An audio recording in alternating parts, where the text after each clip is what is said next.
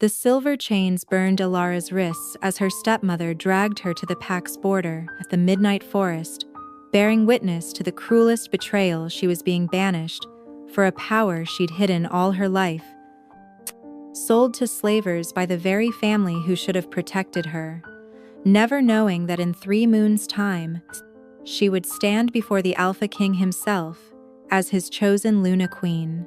Please, Vivienne, I'll never use my abilities again. I swear on my mother's grave. Alara's voice cracked as she stumbled over gnarled roots, her bare feet bleeding from the harsh forest floor. Her stepmother's laugh was cold as winter frost. Your mother's grave? You mean the witch who cursed our family by birthing you? Vivienne Ashwood yanked the chains harder, causing Alara to fall to her knees. 20 years we've hidden your abomination, fed you, sheltered you, and this is how you repay us? By nearly exposing us all?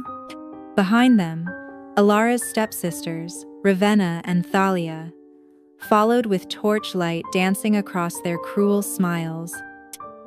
They'd always resented her, the daughter of their father's first mate, the girl whose strange silver eyes marked her as different, dangerous.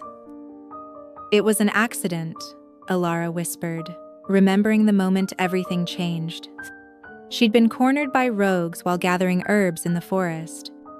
In her terror, her carefully suppressed gift had exploded outward, silver light erupting from her palms, sending the attackers flying. But Ravenna had seen everything and run straight to Vivienne with the tale. An accident that could have brought the hunters to our door, Thalia sneered, kicking dirt at Alara's face.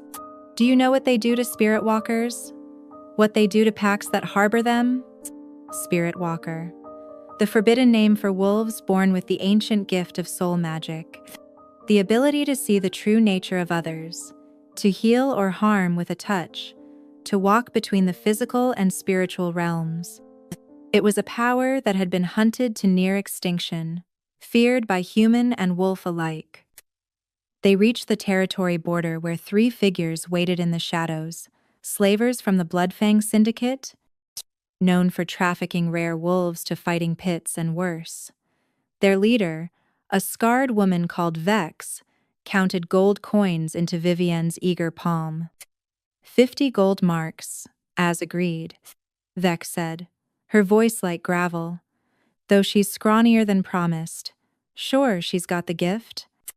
See for yourself. Vivienne gestured to Alara's eyes, which flickered silver in the moonlight despite her exhaustion. Pure spirit walker blood. The last of the Moonvale line, though she doesn't know it. Alara's head snapped up. What did you say about my bloodline? Nothing you need to concern yourself with anymore. Vivienne turned away, but not before Alara caught something in her expression, fear mixed with greed. Take her far from here. I don't care what you do with her, as long as she never returns to Shadowmere Pack. Classed 4. As the slavers approached with iron collars designed to suppress wolf abilities, Alara made a desperate choice. She let them believe she was beaten, broken, allowing them to fasten the collar around her neck. But deep inside, she pulled her power into the tiniest spark, hiding it so deeply that even she could barely sense it. One more thing, Vivienne called out as the slavers prepared to leave.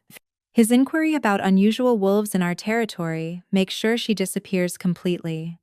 If the Alpha King's scouts come asking questions, she never existed. The Alpha King. Even in her despair, Alara felt a flutter of curiosity. Fenris Nightfall, the legendary ruler of the Northern Territories, who united 12 packs under his reign.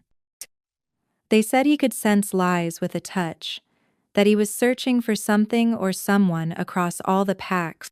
As the slaver's wagon rolled away into the night, Alara looked back one last time at the only home she'd ever known. Ravenna and Thalia were already turning away, eager to return to their warm beds. But Vivienne stood watching, her face a mask of cold satisfaction. Your true self will destroy you, her stepmother called out. Just like it destroyed your mother. But as Alara felt the wagon wheels carry her into the unknown darkness, a strange certainty filled her heart. Her stepfamily thought they were sending her to her doom, but perhaps they were setting her on a path toward her destiny. Her mother had always told her in dreams that spirit walkers were not meant to hide forever, they were meant to change the world. She would survive whatever came next. She would hide her true self among the lowest of the low. And someday, somehow, she would discover why the Alpha King was searching for unusual wolves and what her bloodline truly meant. The chains around her wrists burned, but deeper still burned a flame of defiance that would not be extinguished. The slave wagon rolled through mud and misery for 3 days before reaching the Bloodfang Syndicate's compound, a fortress of despair carved into the crimson cliffs. Alara huddled with dozens of other captives, each wearing the same iron collars that suppressed their wolf abilities, turning proud shifters into helpless prey. Processing time, Vex announced, cracking her whip against the wagon's bars. Sort yourselves by worth. Fighters to the left, laborers to the right, and special merchandise. Her scarred face turned to Alara. You come with me. Alara kept her head down, her silver eyes hidden beneath tangled dark hair. During the journey, she'd learned to make herself invisible, a skill that proved more valuable than any supernatural gift. The other slaves had shared whispered stories of the compound. Wolves forced to fight to the death for entertainment, others sold to noble houses as exotic servants, and the unlucky ones sent to the void mines, where no one survived past a season. Vex led her through iron gates into a section marked Premium Goods. Here, cells held wolves with unusual traits, a girl with pure white fur even in human form, a boy whose eyes changed color with his emotions, twins who shared thoughts across any distance. All valuable, all doomed. Spirit Walker goes in the special hold, Vex commanded her subordinate, a hulking man called Crusher. The buyer arrives at sunset. Buyer? Alara dared to whisper. Vex's smile was all teeth. Someone very interested in your particular talent. Paid triple our asking price. Sight unseen. Just needed confirmation you were the real thing. The special hold turned out to be a stone chamber, lined with silver every surface designed to cause maximum pain to any wolf who touched it. Alara was shoved inside, her skin immediately burning where it met the walls. She curled into the smallest possible ball in the center of the floor, trying to touch nothing. Hours passed in agony before she heard voices approaching. Through the barred window, she caught fragments of conversation that made her blood freeze. Confirmed Spirit Walker bloodline, just as your intelligence suggested, Lord Grimshaw. Excellent. The Alpha King's investigation grows troublesome. Having a Spirit Walker under my control will prove useful. Gade? Alara recognized that name. Lord Grimshaw, King Fenris's own advisor, trusted with the realm's greatest secrets. Why would he be buying enslaved wolves in secret?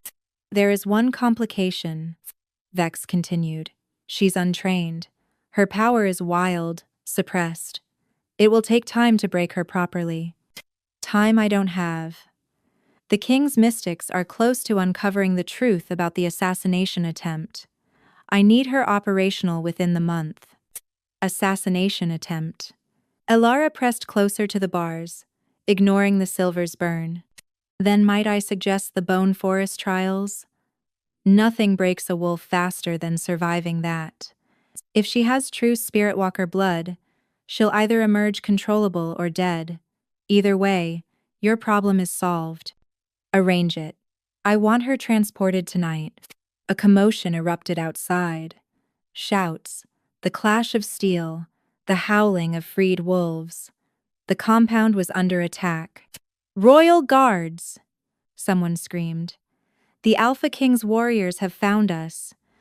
Lord Grimshaw cursed viciously. Impossible. I made certain our tracks were covered. Through her cell window, Alara saw organized chaos warriors in midnight blue cutting through the slavers' defenses with ruthless efficiency. At their head rode a figure that made her heart stop, a man whose presence commanded absolute authority, whose very movements spoke of controlled lethal power. The Alpha King himself had come. "Burn everything," Grimshaw hissed to Vex. "No evidence, especially not the Spirit Walker." But Vex was already running, abandoning her premium merchandise to save her own skin. Grimshaw drew a silver blade, turning toward Alara's cell with murder in his eyes. "Can't have you talking, little wolf? The king trusts me above all others. That trust is worth more than your cursed bloodline." He unlocked the cell, blade raised to strike. Alara scrambled backward, her powers stirring despite the collar's suppression. In that moment of mortal terror, she made a choice that would change everything. Instead of fighting, she reached out with her gift not to harm, but to project. She sent a pulse of pure truth into the spiritual realm, a beacon that only another spiritually sensitive wolf could detect. It was the last thing Grimshaw expected. The effect was immediate. Somewhere in the chaos outside, the Alpha King's head snapped toward their location, his eyes flashing gold with recognition. "Impossible," Grimshaw breathed, realizing what she'd done. "The collar should prevent—" "You forgot something," Alara said, finding her voice at last. "Spirit walkers were hunted to extinction because our power comes from somewhere deeper than our wolves. It comes from our souls. And souls can't be collared." The door exploded inward before Grimshaw could strike. The Alpha King stood there, magnificent and terrible, his presence filling the small chamber like a storm-given form. His eyes, ancient gold shot through with silver, fixed on Grimshaw, with devastating understanding. "Explain yourself, Marcus," King Fenris commanded, his voice carrying the weight of absolute authority. "Explain why my most trusted advisor is standing in a slaver's cell with a blade aimed at a spirit walker's heart." Grimshaw's face cycled through emotions: fear, calculation, desperate cunning. "My king, I was infiltrating this compound on your behalf. This girl, she's dangerous. A rogue spirit walker who lies." The word fell like an executioner's axe. "I can smell them on you like rot, pus. Just as I've been sensing them for months, growing stronger each time you reported another dead end in our search." The king's gaze shifted to Alara, and she felt the full weight of his attention, like a physical force. But beneath the power, she sensed something else: recognition, as if he'd been searching for her specifically without knowing her face. "What's your name, little wolf?" "Alara," she whispered. "Alara Moonvale." Something flashed in the king's eyes. "Moonvale. Of course. Preci.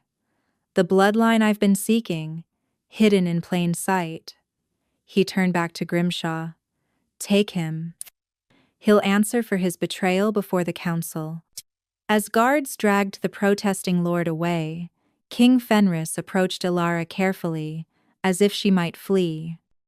This close, she could see beyond his legendary status to the man beneath, younger than she'd expected, perhaps only a decade older than her own 20 years.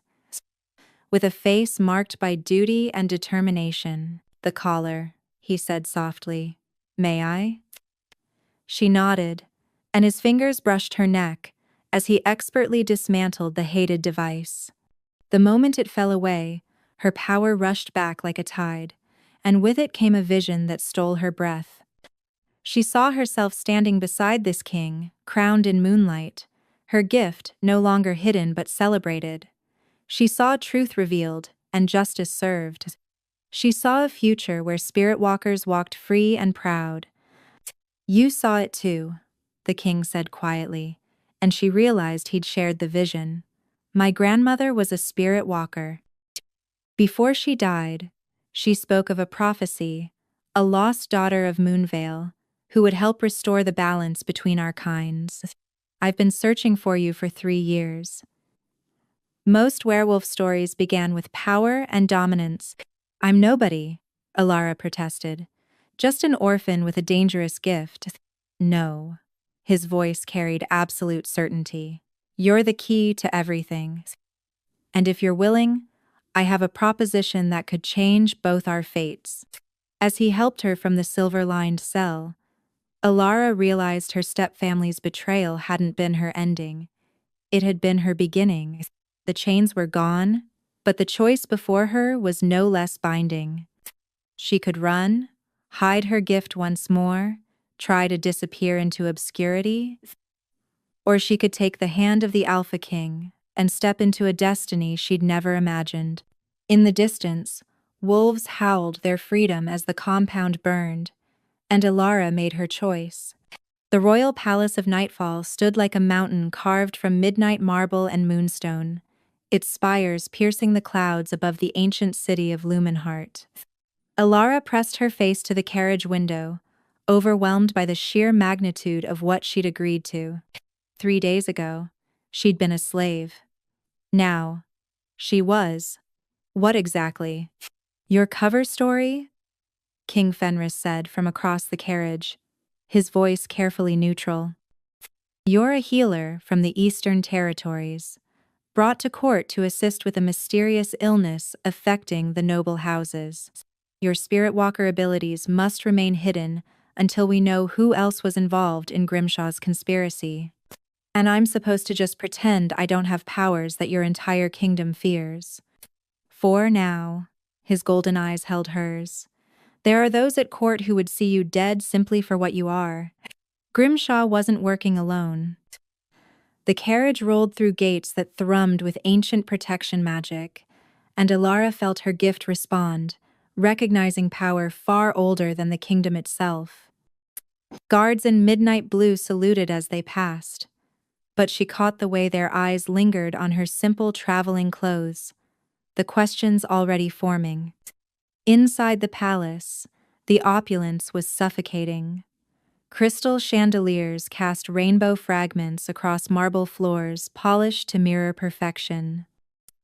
Tapestries depicting the royal bloodline's victories covered walls that seemed to breathe with accumulated power. Courtiers glided through the halls like jeweled predators, their whispered conversations stopping whenever the king passed. Your Majesty, a woman materialized from the shadows, her beauty as sharp as a blade. We weren't expecting you back so soon. And, with a guest, Lady Seraphina. The king's tone could have frozen flame. This is Alara Ashfall, the healer I spoke of. She'll be staying in the Moonrise Tower. Seraphina's pale eyes dissected Alara with surgical precision. The Moonrise Tower? How unusual. That's been sealed since your grandmother's time. Then it's perfect for someone who needs solitude to work. He turned to Alara. Lady Seraphina oversees the court's domestic arrangements. She'll ensure you have everything you need. The dismissal was clear, but Seraphina lingered. The Council of Lords is convening tonight. They're concerned about Lord Grimshaw's sudden arrest. Questions are being asked. Then they can ask them tonight. Now, if you'll excuse us, Seraphina's curtsy was perfect, but Alara caught the flash of calculation in her eyes before she glided away. That one would be trouble. The Moonrise Tower stood apart from the main palace, connected by a single bridge that spanned a chasm filled with mist. As they crossed, Alara felt the air change, becoming charged with dormant magic that made her gift sing. Your grandmother lived here? She asked. Died here. His voice carried old pain. She was the last acknowledged spirit walker in the royal line. After her death, my grandfather had it sealed. He feared what her power had attracted. The tower's interior took Alara's breath away. Unlike the palace's ostentatious display, this space hummed with quiet power. Moonstone veins ran through the walls, Bookshelves held ancient texts, and crystals hung in windows to catch and split light into spectrums visible only to those with the sight. "It's beautiful," she breathed. "It's yours." At her startled look, he clarified, "While you're here, my grandmother would have wanted another spirit walker to use her sanctuary. Why are you trusting me?" The question burst out before she could stop it. "You don't know me. I could be anyone." "Could you?" He moved to a window overlooking the city. "When you sent that pulse of truth in the compound, I didn't just sense your power. I felt your essence, who you truly are, beneath the fear and pain. Spirit walkers can't hide their nature from each other." "But you're not a spirit walker." "No, but my grandmother made sure I could recognize one. She knew this day would come." He turned back to her. "There are things happening in this kingdom, Alara. Disappearances, corrupted magic, noble houses falling to mysterious illnesses. Grimshaw was just one piece of a larger conspiracy." "Grimshaw. And you think I can help?" "I think you're the only one who can. Spirit walkers see truth even when it's carefully hidden. But first, you need to survive court." His expression grew grim. "Tonight's council meeting will be your first test. They'll want to meet the new healer, assess if you're a threat." "What do I tell them?" "The truth." Carefully edited. "You're from a small eastern pack, trained by hedge witches, brought here because traditional healers have failed. Let them underestimate you." A knock interrupted them. A young woman entered, carrying an elaborate court dress of deep purple silk embroidered with silver threads. Her eyes widened when she saw Alara, and she dropped into a hasty curtsy. "Your pardon, Majesty. Lady Seraphina sent this for the healer." Fenris examined the dress with narrowed eyes. Purple and silver, the colors of a royal advisor. How thoughtful of her. His tone suggested it was anything but. "Thank you, Mira. Please tell Lady Seraphina that Miss Ashfall will choose her own attire." After the servant left, Alara touched the silk. "What's wrong with it?" "It's a trap. Those colors would mark you as claiming a status you haven't earned. You'd be challenged before the night ended." He moved to a wardrobe she hadn't noticed. "My grandmother's clothes are still here. She was about your size." Inside hung dresses of midnight blue and silver, simpler than court fashion but carrying an elegance that transcended trends. Alara selected one that felt right, dark blue, with constellation patterns that seemed to shift in the light. "Perfect," Fenris said softly. "You look like you belong here." But as Alara stared at her reflection, she wondered if belonging was the problem. She'd hidden her true self for so long, she wasn't sure who she really was anymore. And tonight, she'd have to convince a room full of suspicious nobles that she was just a simple healer while the most dangerous secret in the kingdom burned in her veins. "One more thing," Fenris said, producing a delicate silver chain. "Wear this. It's not a suppressor, it's a shield. It'll make your power harder to detect by those who might be searching." As he fastened it around her neck, his fingers brushed her skin, and she felt that spark again, the connection that had flared between them in her vision. He felt it too. She could see it in the way his hands lingered, the way his breath caught. "Your Majesty." "Fenris. When we're alone, just Fenris." Pride Fenris, she tested the name. "What happens if they discover what I am tonight?" "Then we fight." His eyes held hers. "But I don't think it'll come to that. You've been hiding your whole life, Alara. You're stronger than you know." As the sun set over Lumenhart, painting the sky in shades of blood and gold, Alara prepared to enter the most dangerous arena she'd ever faced.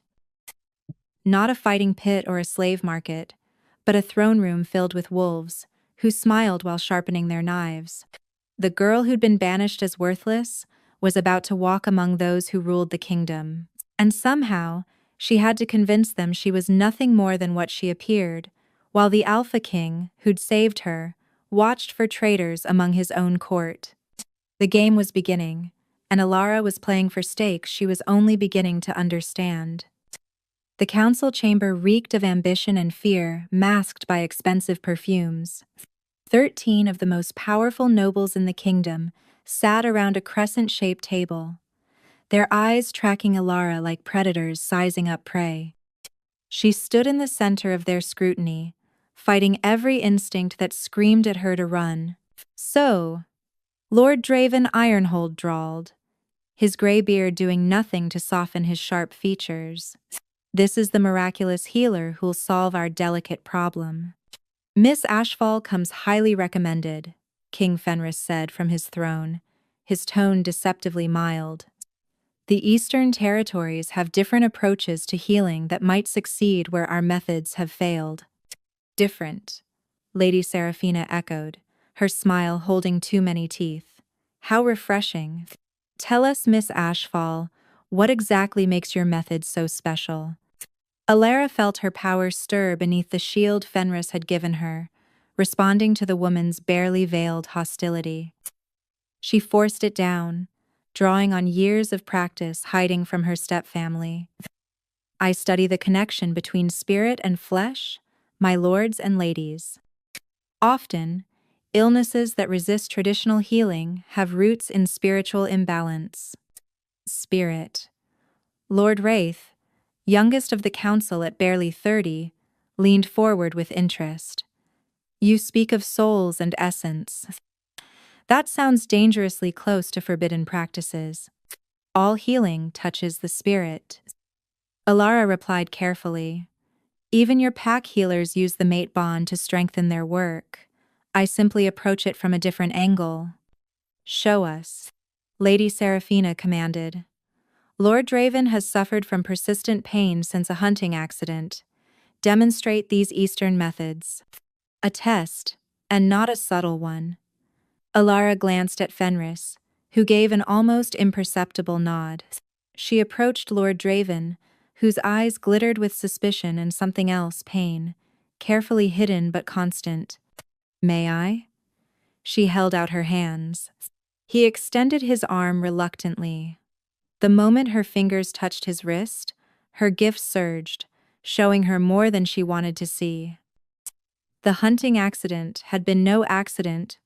Poison on an arrowhead, delivered by someone he trusted. The toxin had lodged in his spiritual essence, causing physical pain no ordinary healer could touch. But she saw more. Images flashed through the connection. Lord Draven meeting with Grimshaw in secret, documents exchanged, worried conversations about the king's investigation into missing wolves. Not a conspirator, she realized, but another of Grimshaw's victims, blackmailed into silence. "Interesting," she murmured, pressing specific points along his arm. She couldn't remove the poison that would reveal her true nature, but she could ease its grip slightly. "The energy is blocked here, and here." Quote, "You've been treating the symptom, not the source." She pulled back, and Draven flexed his arm with obvious surprise. "The pain, it's lessened. A temporary relief only. True healing would require multiple sessions and absolute trust." She met his eyes meaningfully. "Pain, born of betrayal, runs deep." Understanding flashed across his weathered features. He knew she'd seen something, but not how much or how. "Fascinating," Lord Wraith said, but his tone suggested suspicion rather than approval. "Such insight from such a young healer. One might almost think you had supernatural assistance." Before Alara could respond, the chamber doors burst open. A guard stumbled in, his uniform torn and bloodied, his eyes wild with terror. "Your Majesty, the Northern Tower Lady Valdris is dead." Chaos erupted. Lady Valdris had been one of the kingdom's most powerful nobles, her family controlling the crystal mines that powered half the realm's defenses. Her death, murder, from the guard's appearance would send shockwaves through every alliance. "Secure the tower," Fenris commanded, rising from his throne. "No one enters or leaves. Lord Captain, gather your investigation team." "Kalen, power." "Sire," the guard gasped. "There's more. We found this pinned to her body." He held out a black rose, its petals seeming to absorb light. Several council members recoiled, and Alara felt the temperature in the room drop. Quote, "The Shadow Court," Lady Seraphina breathed. "They haven't moved in a generation." "Because they were supposedly extinct," Lord Draven said grimly. "My grandfather helped hunt the last of them." 1. Fenris's expression was carved from stone. "Council dismissed. We'll reconvene when we know more." His eyes found Alara. "Miss Ashfall, your healing skills may be needed. Come with me." Pract.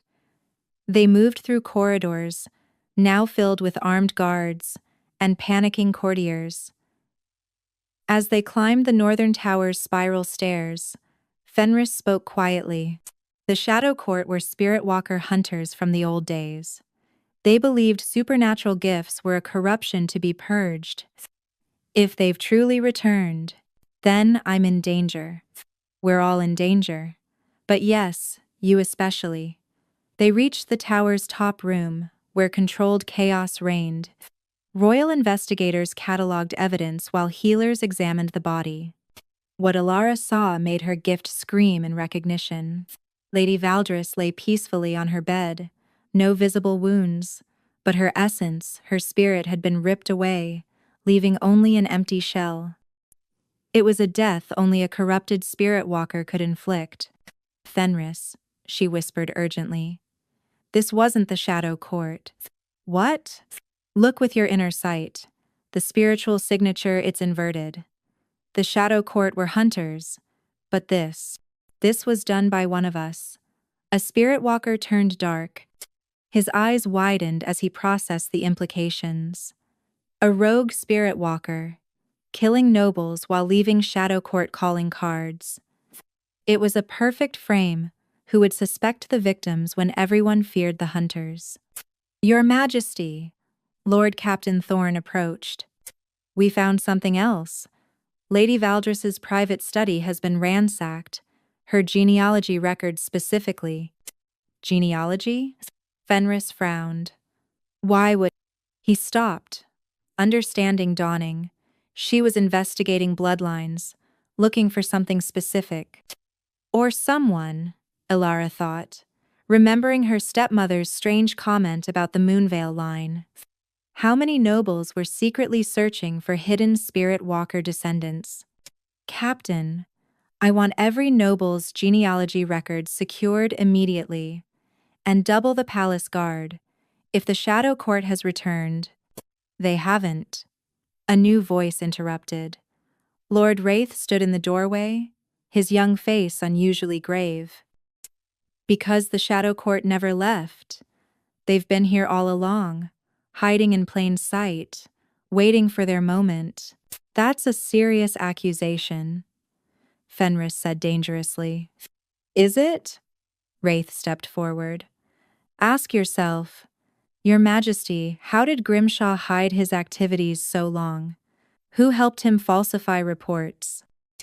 Who benefits most from spirit walkers being feared and hunted? Kine. You're suggesting members of my own council are Shadow Court?" "I'm suggesting," Wraith said carefully, "that your new healer might want to be very careful about revealing any unusual abilities. And that your Majesty might want to question why Lady Valdris was murdered the very night Miss Ashfall was presented to the council."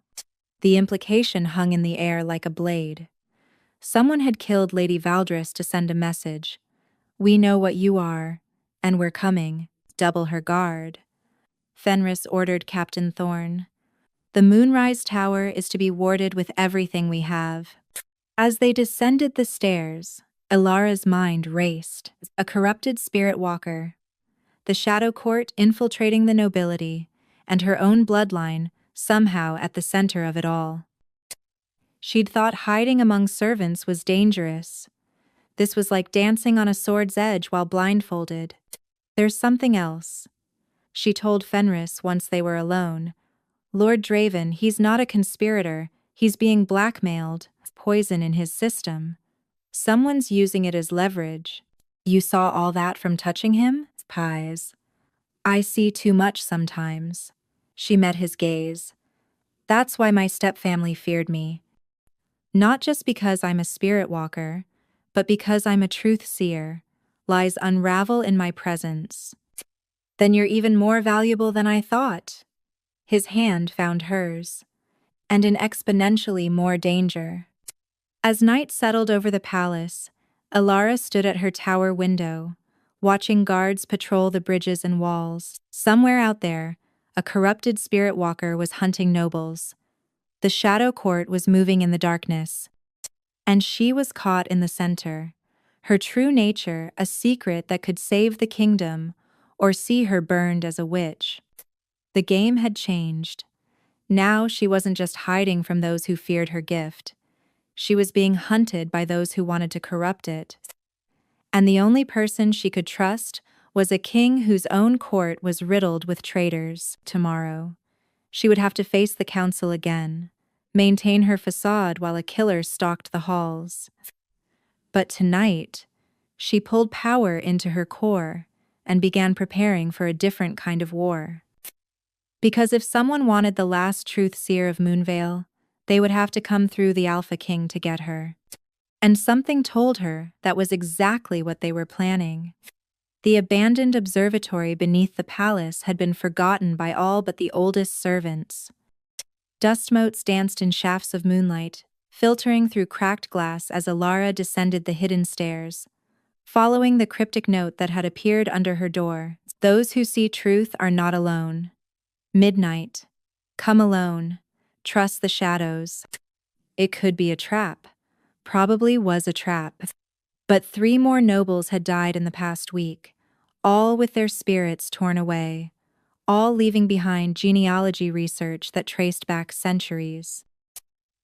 The official investigation was stalled, the council paralyzed by suspicion, and Fenris growing more isolated as paranoia gripped the court.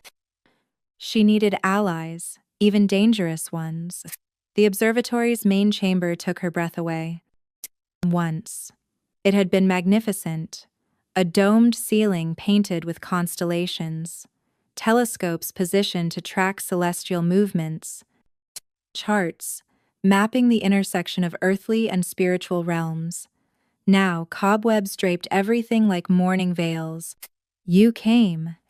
Alara spun toward the voice, her hand going to the concealed blade at her hip. A figure emerged from the shadows, Lord Wraith, but not the polished courtier she knew.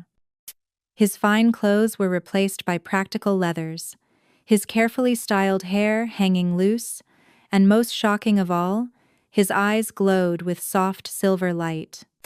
You're a spirit walker, she breathed. Quarter blood only. He smiled ruefully.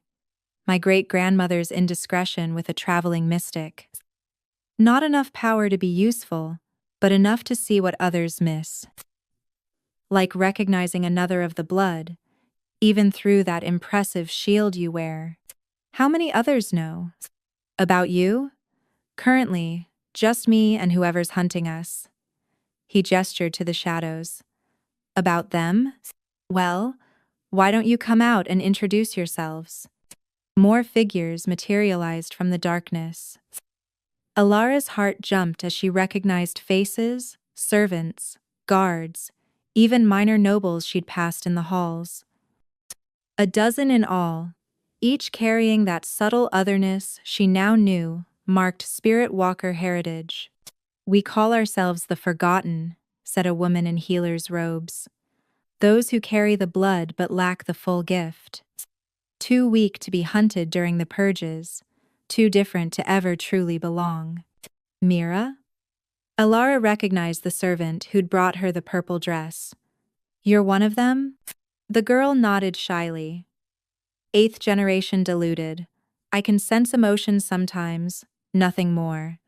But Lady Helena here can dreamwalk, and Thomas can speak to plants, and Lord Wraith can see through illusions and sense bloodlines. Wraith finished. Useful talents when compiled, wouldn't you say? Why reveal yourselves to me, Poddit? Because, said a gruff voice from the back, and Captain Thorne stepped into the light.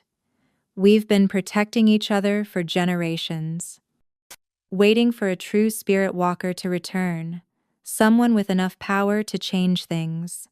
Alara's mind reeled. The Lord Captain of the Royal Guard was one of them. How deep did this network run? We know who you really are. Helena, the Dreamwalker, said softly. Alara Moonvale, last of the Truth Seers. Your mother didn't die in childbirth like they told you. She was murdered by the Shadow Court, but not before she hid you with a family who owed her a debt. Quote, the Ashwoods knew? Your stepmother knew. She was your mother's friend once, before jealousy and fear poisoned her heart. Conceal. She was supposed to raise you as her own, train you properly. Instead, she treated me like a servant and sold me to slavers. Bitterness coated Alara's words. Some friend. Fear makes monsters of us all, Thorne said grimly. Which brings us to our current problem. The murders aren't random. Someone's hunting specific bloodlines, looking for something. Wraith produced a roll of documents. These are copies of what the victims were researching. Look at the pattern. Alara studied the genealogies, her gift stirring as she recognized the truth hidden in the bloodlines. They're all connected. Every victim had spirit walker ancestry, diluted but present. The killer's not just hunting randomly, they're following a specific line, the Moonvale line, Mira whispered. Your line. But why kill those with such diluted blood? Because, Alara said slowly, horrible understanding dawning, they're not looking for power. They're looking for something hidden in the bloodline itself, some secret my ancestors buried in our very essence. Power, the Void Crown. Helena breathed. It's real. The others exchanged alarmed glances. Thorne cursed under his breath. What's the Void Crown? Alara demanded. Legend, Wraith said, but his tone suggested otherwise. Supposedly, the first spirit walkers created a weapon to protect themselves from those who would abuse their gifts. A crown that could strip power from the corrupted, imprisoned dark spirits, even seal tears between realms. But the power corrupted its guardians, and they hid it, encoding its location in their bloodlines. In the Moonvale bloodline specifically, Thorne added, your family were the crown's last guardians. If someone's trying to find it by tracing genealogies, they need me. Alara felt ice in her veins. The direct descendant. The murders are meant to flush me out, force me to reveal myself. Or, Helena said quietly, they're eliminating everyone else who might have pieces of the puzzle, leaving only you with the complete map. Footsteps echoed from above. Everyone tensed, hands going to weapons. Peace, called a familiar voice. It's only me. King Fenris descended the stairs, and Alara's heart sank. Had he followed her? Did he know about— Your Majesty, Thorne said calmly, saluting. You're early. You knew? Alara stared at Fenris. You knew about the Forgotten? Who do you think gave them this place to meet? He moved to stand beside her. My grandmother was many things, but subtle wasn't one of them. She made sure I knew about the network, made me swear to protect them. Then why the pretense? Why not tell me? Because I needed to know if you'd seek them out yourself, if you'd trust those society deemed lesser. His eyes held approval. A queen who stands only with the powerful isn't worthy of the crown. I'm not a queen, Alara protested. Not yet, Wraith said with a knowing smile. But we all see how His Majesty looks at you. More importantly, we see how you look at him. Heat flooded her cheeks, But before she could respond, Mira gasped. The stars! Above them, the painted constellations were moving, swirling into new patterns. The abandoned observatory was awakening, responding to the presence of so many Spirit Walker descendants. By the ancient laws, Helena whispered. It's true. The old magics recognize us. Light pooled in the center of the room, forming shapes, star maps, ley lines, paths of power that crisscrossed the kingdom. And at the center, pulsing like a heartbeat, was the palace itself, the Void Crown, Thorn said grimly. It's not lost. It's here, hidden somewhere in the palace itself. Which means, Fenris concluded, our killer isn't an outsider. There's someone with intimate knowledge of the palace, someone who's been searching from within. Someone on the council, Ilara said, certainty filling her. Someone who's been using their position to access records, manipulate investigations, and murder with impunity. Then we have work to do, Wraith said, determination replacing fear on the faces around them. The forgotten have stayed hidden long enough. If someone wants to resurrect the Shadow Court's mission, they'll find we're not as weak as they believe. What do you need from me? Ilara asked. Train us, Mira said eagerly. Teach us to use what little gift we have. Some of us have never even tried to develop our abilities. And help us find the crown before the killer does, Thorn added. Your truth seer abilities might be the key to unlocking the clues your ancestors left. Ilara looked around the room at these unlikely allies, servants and lords, guards and healers, all united by shared heritage and common danger. For the first time since her banishment, she felt the stirring of something that might have been hope. All right, she said, but we do this carefully. The killer's watching for any sign of Spirit Walker activity. We train in secret, investigate quietly, and trust no one outside this room. Agreed, Fenris said, and she felt the weight of his faith in her. The forgotten have hidden long enough. Time to remind the kingdom why Spirit Walkers were revered before they were feared. As the star map continued to swirl above them, Ilara began to plan. She had allies now, not the powerful nobles she'd expected, but something better. People who understood what it meant to hide your true nature, to live in fear of discovery. Together, they would uncover the truth behind the murders. They would find the Void Crown before it fell into corrupt hands.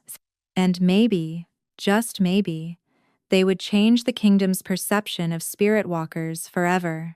The abandoned observatory hummed with newfound purpose as the forgotten began their transformation from hidden refugees to secret army. And at their center stood the last truth seer of Moonvale, no longer alone, no longer helpless. The hunter had become the hunted, and Ilara was done being prey. The royal archives stretched beneath the palace like a vast underground city of knowledge. Ancient texts lined shelves that disappeared into shadow, while newer documents filled countless chambers in an ever-expanding maze. Somewhere in this labyrinth lay the truth about the Void Crown's location, and Ilara was running out of time to find it. 3 more nobles had died in the past fortnight, their spirits ripped away with increasing violence. The killer was growing desperate, abandoning subtlety. Worse, suspicion was falling on the forgotten. Lord Draven had noticed servants meeting in unusual places. Lady Seraphina questioned why certain guards were reassigned. The noose was tightening. Section 7 should have the sealed records from your grandmother's time, Mira whispered, holding a stolen map of the archives. The young servant had proven invaluable, her emotional sensing, allowing her to navigate palace politics with surprising skill. Powered. Guards change shift in 10 minutes. Captain Thorn added quietly. You'll have maybe an hour before the night archivists arrive. Ilara adjusted her hood, hiding her distinctive features. She wore the gray robes of a junior scribe, one of dozens who maintained the vast collection. And you're certain the true records are here? King Aldrich sealed them after Queen Celestia's death, Fenris confirmed. He stood apart from the others, tension radiating from his frame. Even I don't have unrestricted access. Whatever my grandmother knew about the Void Crown, she took steps to hide it. From her own family? Especially from her own family. His jaw tightened. She knew the crown's power would tempt even the best of us. Better to let it remain lost than risk corruption. But someone had already been corrupted. The spiritual signature at each murder scene grew darker, more twisted. Whoever was killing those of Spirit Walker blood was feeding on their essence, growing stronger with each death. I should go with you, Fenris said for the third time. A king sneaking through his own archives would draw attention. Alara replied gently. I can do this. Their eyes met, and she saw everything. He couldn't say aloud the fear of losing her, the weight of sending her into danger, while he remained behind. The growing feelings neither of them had time to properly explore. Quote, Be careful, he said finally. If you're discovered, I know. She touched his hand briefly. I'll find what we need. The journey to the archives required navigating servants' passages and forgotten corridors. Alara's newly honed skills served her well. Weeks of training with the Forgotten had sharpened her natural abilities to a razor's edge. She could sense the spiritual echoes of everyone who'd passed, avoiding routes recently traveled. The archive entrance was warded, but old magic responded to Spirit Walker blood. Her touch made the locks sing open, welcoming her like a long-lost child. Inside, the air tasted of centuries' dust and leather, ink and secrets. Section 7 lay deep in the oldest part of the archives, where crystal lights had long since failed. Alara summoned a small sphere of silver light, her gift illuminating rows of forbidden texts. Here were the records the kingdom wanted, forgotten accounts of the spirit, Walker purges, testimonies of the survivors, and buried among them, Daden Walkers, in the spirit when a one to the spirit, Queen Celestia's personal journals. She found the right shelf and carefully extracted a leather-bound volume marked with the moon phase cipher of her bloodline. Her hands trembled as she opened it, her gift immediately recognizing the spiritual imprint of another truth seer. Entries were cryptic, written in the old language and layered with power that made the words shift and dance. But slowly, a story emerged. The crown calls to our blood, growing stronger each generation. I've hidden the first key where only Starsight can reveal it. The second rests with the heart of the kingdom. The third must be earned through sacrifice. Only when all three unite can the Void Crown wake from its slumber. Further entries revealed more. Marcus grows suspicious. He speaks of restoring the Shadow Court's glory, of purging the kingdom of our kind. I fear what he might do if he knew the crown's location. Better to scatter the keys, trust that a future daughter of Moonvale will prove worthier than I. Marcus, Lord Marcus Grimshaw, not just Fenris's advisor, but Queen Celestia's contemporary. How old was he truly? And if he'd been searching for the crown since Celestia's time? A sound made her freeze. Footsteps in the corridor outside, deliberate and unhurried. The guards had changed early, or worse, someone had followed her. Alara extinguished her light and pressed into the shadows between shelves. The door opened silently, and a figure entered, moving with predatory grace. They summoned their own light, a sickly green glow that made her spirit recoil. Lady Seraphina.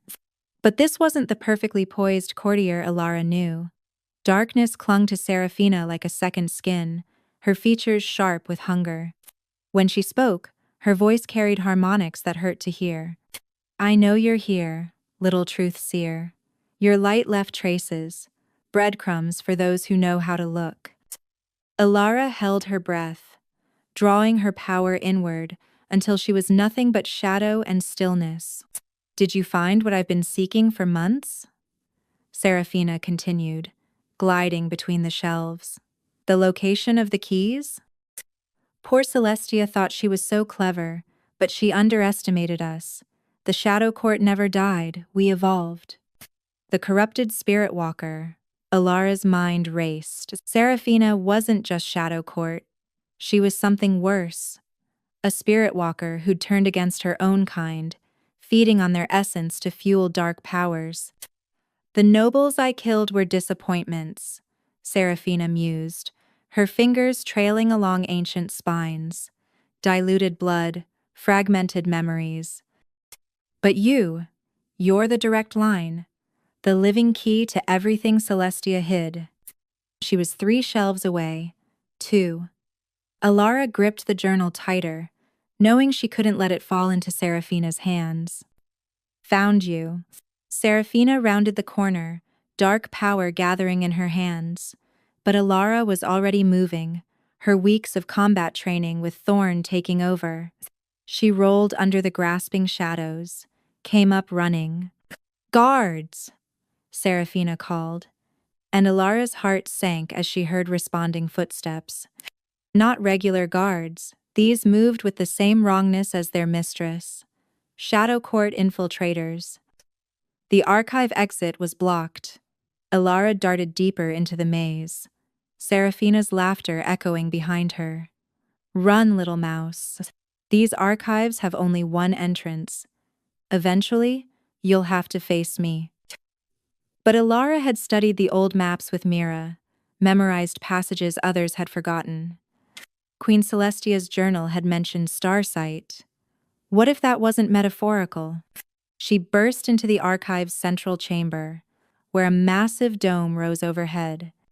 Ancient astronomers had built this place to mirror the heavens, creating windows that aligned with celestial events. And tonight was the lunar convergence, when 3 moons aligned. Moonlight poured through the dome's apertures, creating a pattern on the floor. Elara stepped into the design, feeling it respond to her bloodline. The journal in her hands grew warm, its pages fluttering open to reveal hidden text visible only in convergent light. The first key's location blazed across the page, just as Seraphina entered the chamber. Clever girl. The corrupted spirit walker's beautiful face twisted with hunger. But cleverness won't save you. Shadows lashed out like living things. Elara dodged, but one tendril caught her shoulder, burning through fabric and flesh. Pain flared, but with it came understanding Seraphina's corruption had a price. Each use of dark power weakened her connection to the spiritual realm. You're dying, Elara gasped, seeing the truth written in Seraphina's essence. The murders aren't just about finding the crown. You need spirit walker essence to survive. Survival is for the weak. Seraphina's next attack shattered stone where Elara had stood. I will transcend death itself when the void crown is mine. They fought among the moonbeams and shadows, light against darkness in its purest form. Elara was outmatched in raw power, but she had something Seraphina had sacrificed: connection to the truth of things. She reached out with her gift, not to attack, but to show. She projected the truth of what Seraphina had become, reflected her corrupted essence back at her. For one moment, the lady saw herself as she truly was, a hollow thing, feeding on death, forever hungry, forever dying. Seraphina's scream shattered windows. Her concentration broke, shadows dissipating. Elara ran. She burst from the archives to find chaos above. The Forgotten had mobilized, knowing something had gone wrong. Thorn's guards battled Shadow Court infiltrators, while Mira led servants in evacuating confused nobles. Elara. Fenris appeared beside her, sword already bloody. What happened? Seraphina, she's the killer. She's Shadow Court and corrupted Spirit Walker both. Alara pressed Celestia's journal into his hands. The first key is hidden in the Star Chamber. We need to. Darkness exploded from the archive entrance. Seraphina emerged, her beautiful facade cracking to reveal the monster beneath. You think you've won something? I have allies throughout this palace. The Shadow Court rises tonight. As if on cue, more figures shed their disguises. Guards, servants, even minor nobles Alara had dined with. The Shadow Court hadn't just infiltrated. They'd been hiding in plain sight for generations. Protect the king, Thorn bellowed. But Alara knew this was bigger than protecting one person, place. This was the battle for the kingdom's soul, and it was only beginning. Round up the forgotten, she told Fenris urgently. Get them to safety. I know where the first key is hidden. We're not separating. You're the king. They need you alive. She touched his face, memorizing it in case this was goodbye. Trust me. I know what I'm doing. Before he could stop her, she was running again, drawing Seraphina's attention away from the others. The corrupted Spirit Walker followed, hungry for the power in Alara's blood. The game had changed. The enemy was revealed, and somewhere in the palace, 3 keys waited to unlock a power that could save or damn them all. Alara ran toward destiny, Celestia's words echoing in her mind. The 3rd key must be earned through sacrifice. She was beginning to understand what that meant. The attack came at dawn, swift and merciless. Shadow Court assassins struck throughout the palace simultaneously. Guards fell at their posts, servants screamed in the corridors, and the very walls seemed to bleed darkness. But their primary target was clear, the forgotten, and anyone who'd shown them kindness. Alara watched in horror from the Star Chamber's balcony as smoke rose from the servants' quarters. She'd spent the night searching for the first key, following Queen Celestia's cryptic clues, only to realize too late that she'd been lured away from those who needed her most. Mira. She reached out with her gift, searching for the young servant's spiritual signature. What she found made her blood freeze. Pain, terror. The taste of silver poisoning. She ran, abandoning her search, her feet barely touching the ground as she raced through corridors filled with chaos. Royal guards battled Shadow Court infiltrators, while confused nobles cowered or fled. Some guards turned on their brothers, revealing themselves as traitors. Trust had become a luxury no one could afford. The forgotten safe house was burning. Shadow Court enforcers had barricaded the exits, turning the hidden sanctuary into a death trap. Alara could hear screams from within her allies, her friends, the people who'd trusted her to lead them. Stand aside, she commanded the enforcers. They laughed. The corrupted one wants you alive, Truthseer. The others are expendable. Rage filled her, pure and cleansing. These people hunted spirit walkers like animals, destroyed families, perpetuated centuries of fear and hatred. They'd taken everything from her once. Not again. Power erupted from her core. Not the gentle silver light she usually summoned, but something deeper, older, tinged with moonfire. Her mother's bloodline singing its fury. The enforcers' laughter died as she walked through their shadow barriers like they were mist, her touch alone enough to send them screaming into unconsciousness. Inside, she found devastation. Lord Wraith lay crumpled near the door, his body shielding 2 younger forgotten Palmas. The plant speaker was unconscious, poisoned thorns embedded in his chest. Helena the Dreamwalker fought to maintain a protective barrier, but her strength was failing. And Mira, brave, loyal Mira, stood between a Shadow Court captain and 3 terrified children. A kitchen knife, her only weapon against his silver-blessed sword. Leave them alone, the servant girl shouted, though her hands shook. They're just children. Spirit walkers spawn, the captain corrected coldly. Better to end the contamination young. He raised his blade, and time seemed to slow. Alara reached out desperately, but she was too far away, too late. The sword fell, but not on the children. Mira threw herself forward, taking the blade meant for innocence. Silver parted flesh and spirit alike, a mortal wound that no healing could touch. No. Alara's scream shattered every piece of glass in the building.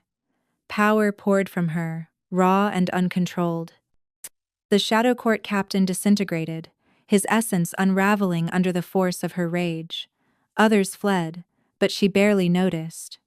She caught Mira as she fell, cradling the girl who'd been her first friend in this terrible place.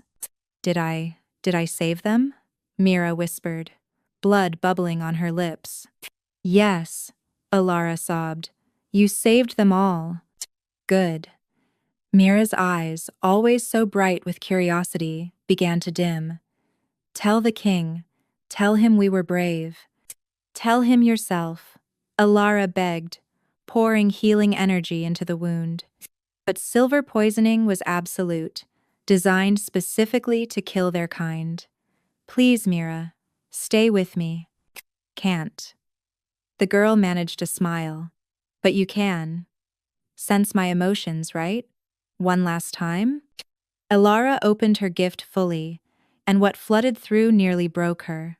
Not fear or regret, but overwhelming pride, joy at having mattered, at being part of something greater. Love for the family she'd found among the forgotten. And faith. Absolute faith that Alara would make things right. Change the world?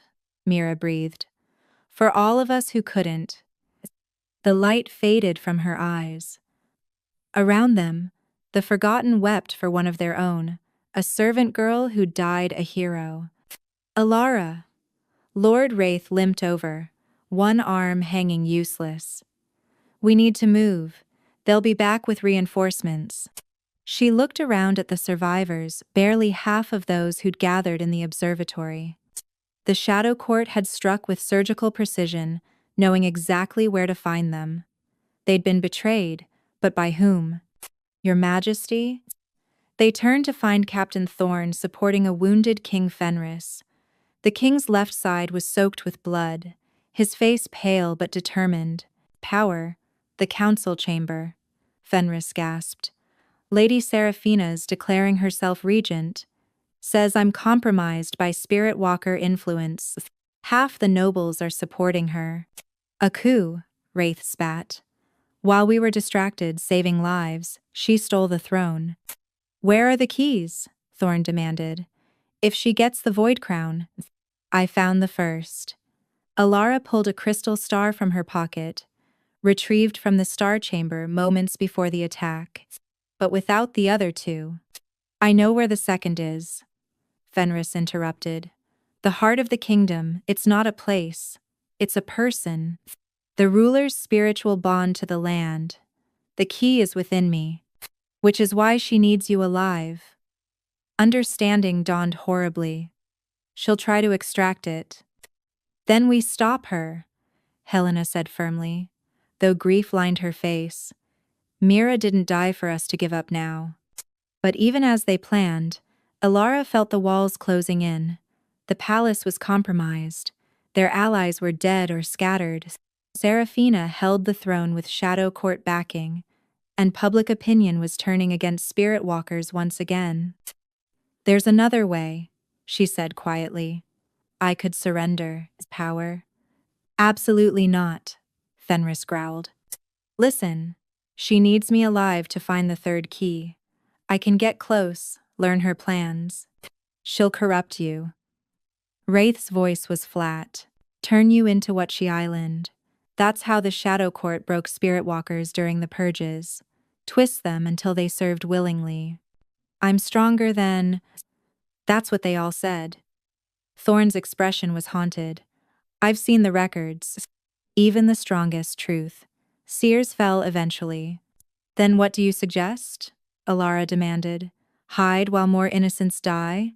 Let her consolidate power? She has the throne, the guards, the nobles' fear. We have wounded children and bitter memories. We have you, Fenris said firmly. The true heir of Moonvale, the one Celestia prophesied would restore the balance. Prophecies didn't save Mira. The words tasted like ash. Prophecies won't stop Seraphina from hunting every spirit walker in the kingdom. A messenger hawk arrived, bearing the royal seal now corrupted with shadow. Thorn read it aloud. By decree of Regent Lady Seraphina Nightshade, all persons of Spirit Walker blood must report for registration within 3 days. Compliance will be met with mercy. Resistance will be met with extinction. The Truth Seer, known as Alara Moonvale, will surrender herself by sunset, or one forgotten will die each hour until she complies. Silence greeted the ultimatum. Outside, they could hear crowds gathering, some calling for Spirit Walker blood, others protesting the regent's harsh measures. The kingdom teetered on the edge of civil war. I have to go, Alara said. It's a trap, everyone said at once. Of course it island, but she's given me something valuable time. 3 days to register means 3 days before the real purge begins. Time for you to get the survivors to safety. Rally our allies. Prepare for what's coming. Elara, Fenris reached for her, but she stepped back.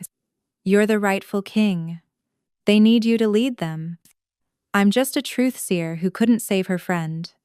She looked at Mira's still form, covered now with Helena's cloak. Sure. But maybe I can save the rest. Before anyone could stop her, she walked out of the safe house. The first forgotten would die at sunset in less than an hour. She wouldn't have more blood on her hands. But as she made her way through the broken palace toward the throne room, one thought burned in her mind. Seraphina had made a mistake. She thought grief would make Alara weak, compliant, broken. She was wrong. The truth seer of Moonvale was done hiding, done running, done watching innocents die for the crime of their blood. If Seraphina wanted her, she could have her. But the corrupted lady would learn what Queen Celestia had known. Truth seers were most dangerous when they had nothing left to lose. The game was ending. Time to flip the board. The throne room reeked of dark magic and fresh blood. Seraphina sat on the stolen throne like a spider in her web, shadows writhing around her in obscene patterns. The corrupted spirit walker had abandoned all pretense of humanity, her beauty now sharp as broken glass, her smile a predator's promise. Alara Moonvale. She purred as guards escorted the truth seer forward. How noble of you to save your fellow abominations. I must say, you're early. The first execution wasn't scheduled for another. She glanced at an ornate clock. 20 minutes. Let them go, Alara said simply. You have me. That's what you wanted. Is it? Seraphina rose, descending the throne steps with unnatural grace. What I want is the void crown. You're merely the key to finding it. Around the room, Shadow Court enforcers stood at attention, but Alara noticed something else. Regular guards who looked uncomfortable. Nobles, whose eyes held doubt rather than certainty. Not everyone supported this coup, but fear kept them silent. The third key requires sacrifice, Alara said, but not the kind you think. Seraphina's eyes gleamed. You found Celestia's journal. Good. Quote, that saves time. She gestured, and guards brought forward 3 forgotten, including young Thomas, still weak from poison. Now, tell me where the third key is, or I start removing fingers. Theirs, not yours. Wouldn't want to damage the merchandise. This was the moment. Alara took a breath, feeling the weight of the crystal star hidden in her sleeve, knowing Fenris carried the second key within his very essence. The third key isn't a thing, she said. It's a choice. The willing sacrifice of a truth-seer's power, given freely to protect others. That's why you can't find it. That's why all your murders accomplished nothing. Seraphina's face contorted with rage. Lies. Truth. Alara stepped forward, and even the shadows recoiled from her certainty. I can show you. Let me demonstrate the ritual. Passer. Release the forgotten, and I'll give you what you seek. My lady, one of the Shadow Court captains warned. It could be a trap. Of course it's a trap, Seraphina laughed. But what can one little truth-seer do against the might of the Shadow Court? Very well. Release the prisoners. Let them run back to their hole and tell others what happens to those who defy the natural order.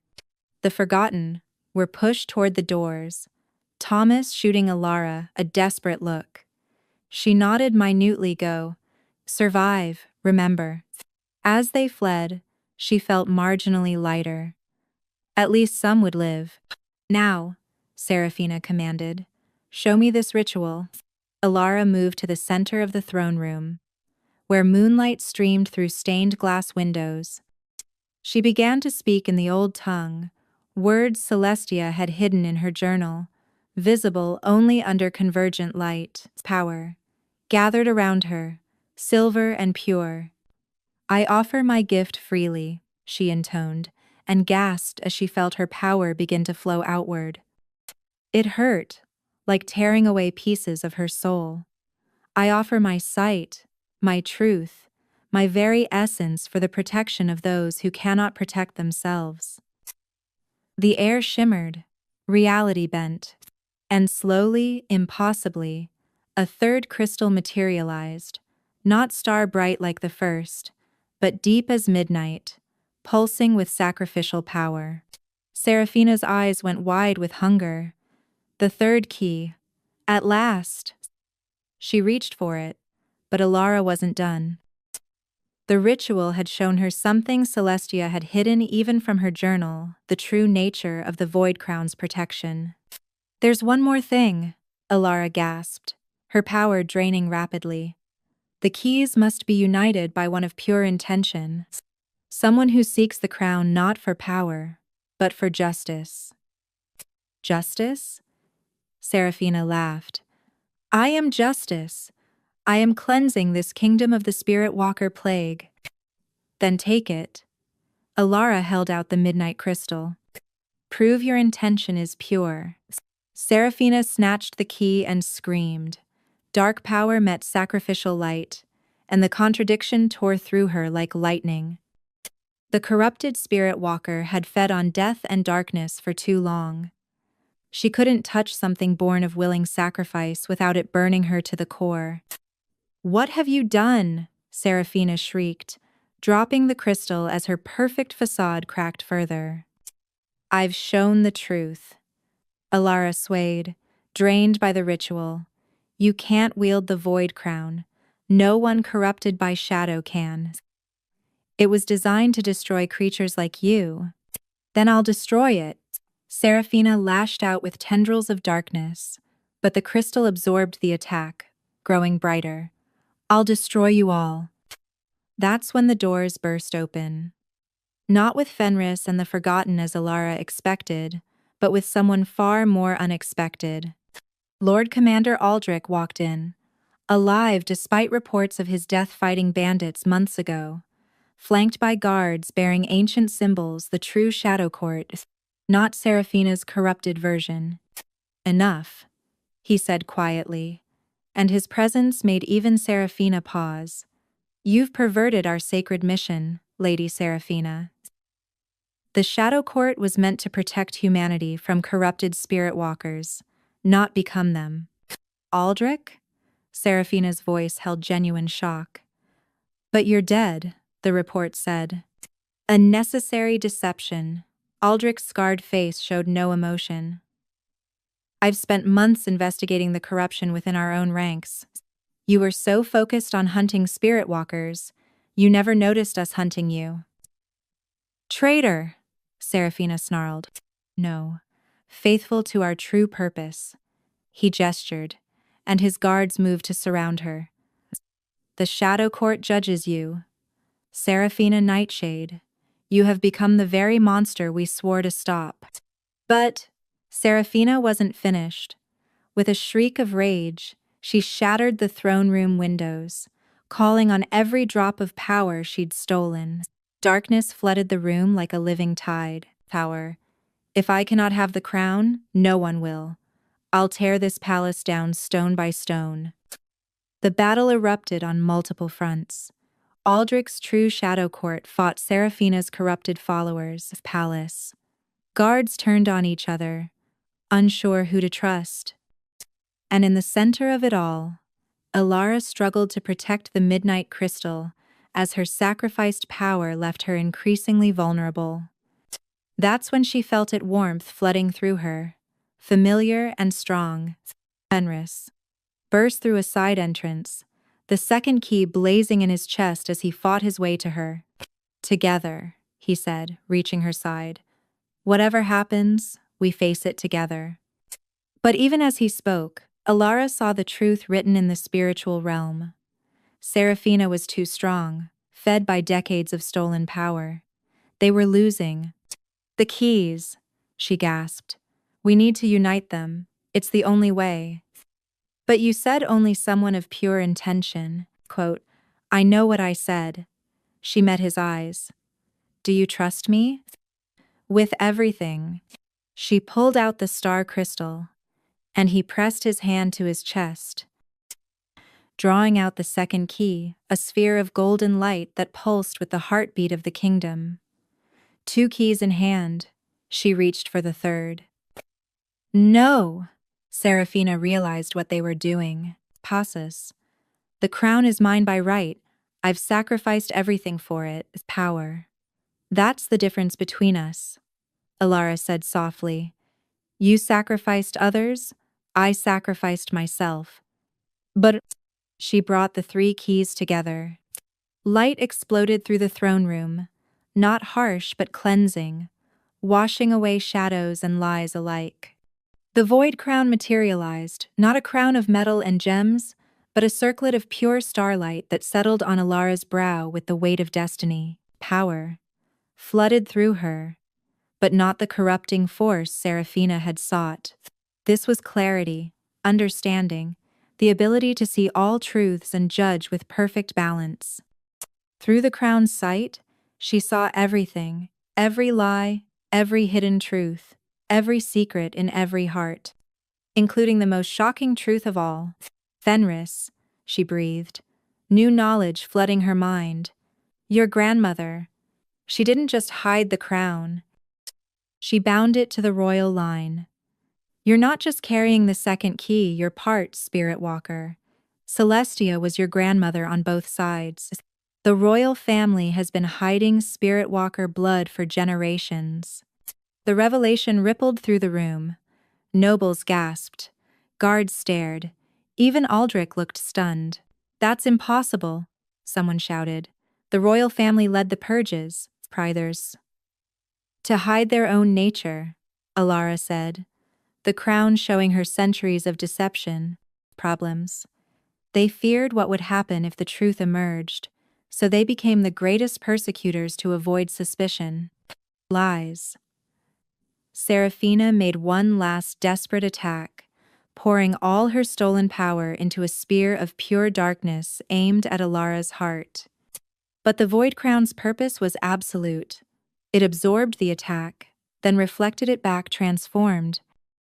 Not darkness, but revealing light that showed Seraphina the truth of what she'd become, a hollow shell of hunger and hatred, forever empty, forever dying. The corrupted Spirit Walker's scream shattered what remained of the windows as the light unmade her, unraveling the dark power she'd woven into her very being. In seconds, only ash remained. Silence fell over the throne room. Then, slowly, Commander Aldrich knelt. The Shadow Court acknowledges the authority of the Void Crown, he said formally, and begs forgiveness for centuries of misguided persecution. Others began to kneel guards, nobles, even those who'd supported Seraphina moments before. But Alara barely noticed. The crown's power was overwhelming, showing her every truth in the kingdom simultaneously. She saw the hidden spirit walkers, the secret sympathizers, the complex web of fear and prejudice that had shaped generations. Ilara? Fenris touched her arm, anchoring her to the present. Are you all right? I can see everything, she whispered. Every truth, every lie. How did your grandmother bear this? She didn't, he said gently. That's why she hid it.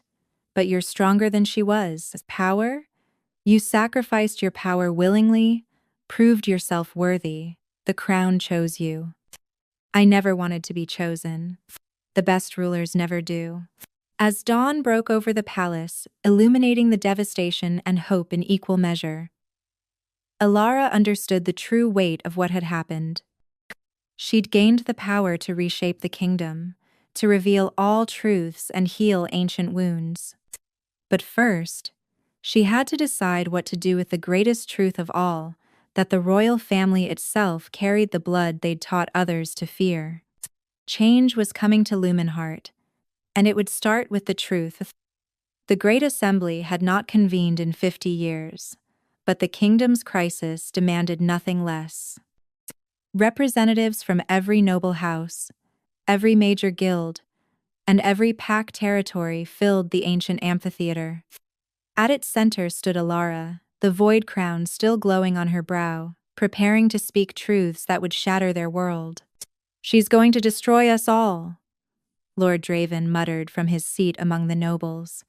The poison Grimshaw had used to control him was gone, cleansed by Alara's power, but fear remained. Revealing the royal family's spirit walker blood will cause civil war. Or set us free, Lord Wraith countered. He sat with the other revealed, forgotten, no longer hiding his silver-touched eyes. Secrets are chains, truth breaks them. Fenris stood beside the ancient speaker's stone, his presence commanding even without the crown. He'd insisted Alara take center stage, she who'd earned the right through sacrifice, not birth. But their joined hands showed the kingdom something new. Partnership, not hierarchy. People of Lumenhart, Alara began, her voice carrying to every corner through the crown's power. For centuries, we've lived in fear. Fear of difference, fear of power, fear of truth itself. Today, that ends. She raised her hand, and the air shimmered. Images formed, memories pulled from the spiritual realm, truths that couldn't be denied. Behold the first truth. Spirit walkers were never your enemy. We were your protectors, your healers, your guides between realms. Until fear twisted that purpose into something dark. The images showed the ancient days, spirit walkers and ordinary wolves working in harmony, building the kingdom together. Then came the corruption, the first dark spirit walker who'd fed on others, spreading terror that birthed the Shadow Court. The second truth. The purges began not from hatred, but from love corrupted by fear. King Aldrich watched his sister consumed by a corrupted spirit walker. In his grief, he couldn't see that we were victims too. He painted us all with the same brush, and generations paid the price. In his cresses, his cresses says, his cresses, enders. Gasps echoed as she showed Aldrich's memories, the young king weeping over his sister's drained body, swearing vengeance on all who carried the gift. The road to genocide paved with good intentions. The third truth, Alara continued, steel entering her voice. The royal family carries spirit walker blood. Kings and queens who ordered our deaths shared our heritage. They hid behind cruelty to mask their own nature. The amphitheater erupted. Nobles shouted accusations. Pack representatives demanded proof. Some called for Fenris's immediate abdication. Silence. The command rang with the Void Crown's authority, and every voice stilled. You want proof? Then see. She projected Fenris's bloodline, generations of hidden spirit walkers, carefully breeding to dilute the gift while maintaining royal power. The spiritual signatures were undeniable, written in the very essence of their beings. I stand before you as your king, Fenris said, stepping forward, and I am what you've been taught to fear. My grandmother was a full spirit walker. My mother carried the gift. I've hidden it all my life, terrified of your hatred. No more. No more. He let his power flow freely for the first time. Golden light emanated from him, not the silver of most spirit walkers, but the warm gold of the heart key, marking him as something unique. I am the bridge, he declared. Neither fully human nor fully spirit walker, but both, as are many of you.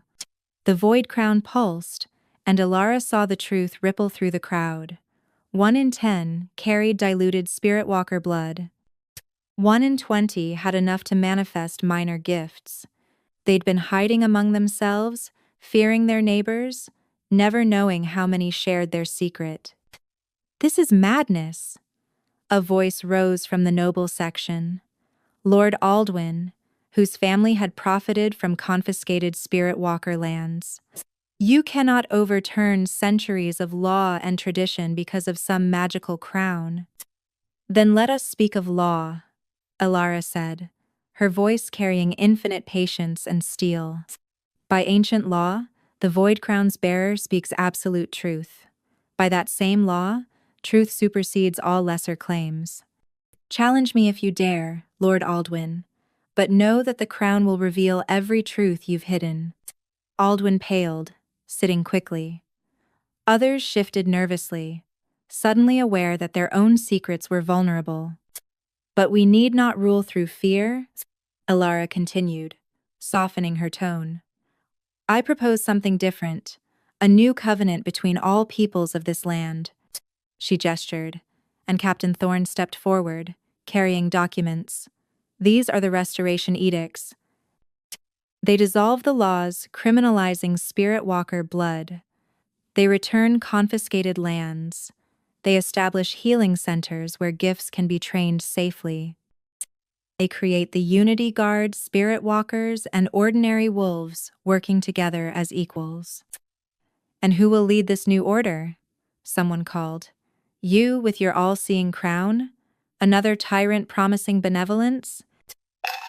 The question hung in the air, and Alara felt the weight of temptation. The crown showed her how easy it would be one command, and they'd all kneel. She could reshape the kingdom in a day, force peace through absolute authority. Instead, she reached up and removed the void crown. Gasps echoed through the amphitheater. Even Fenris looked shocked.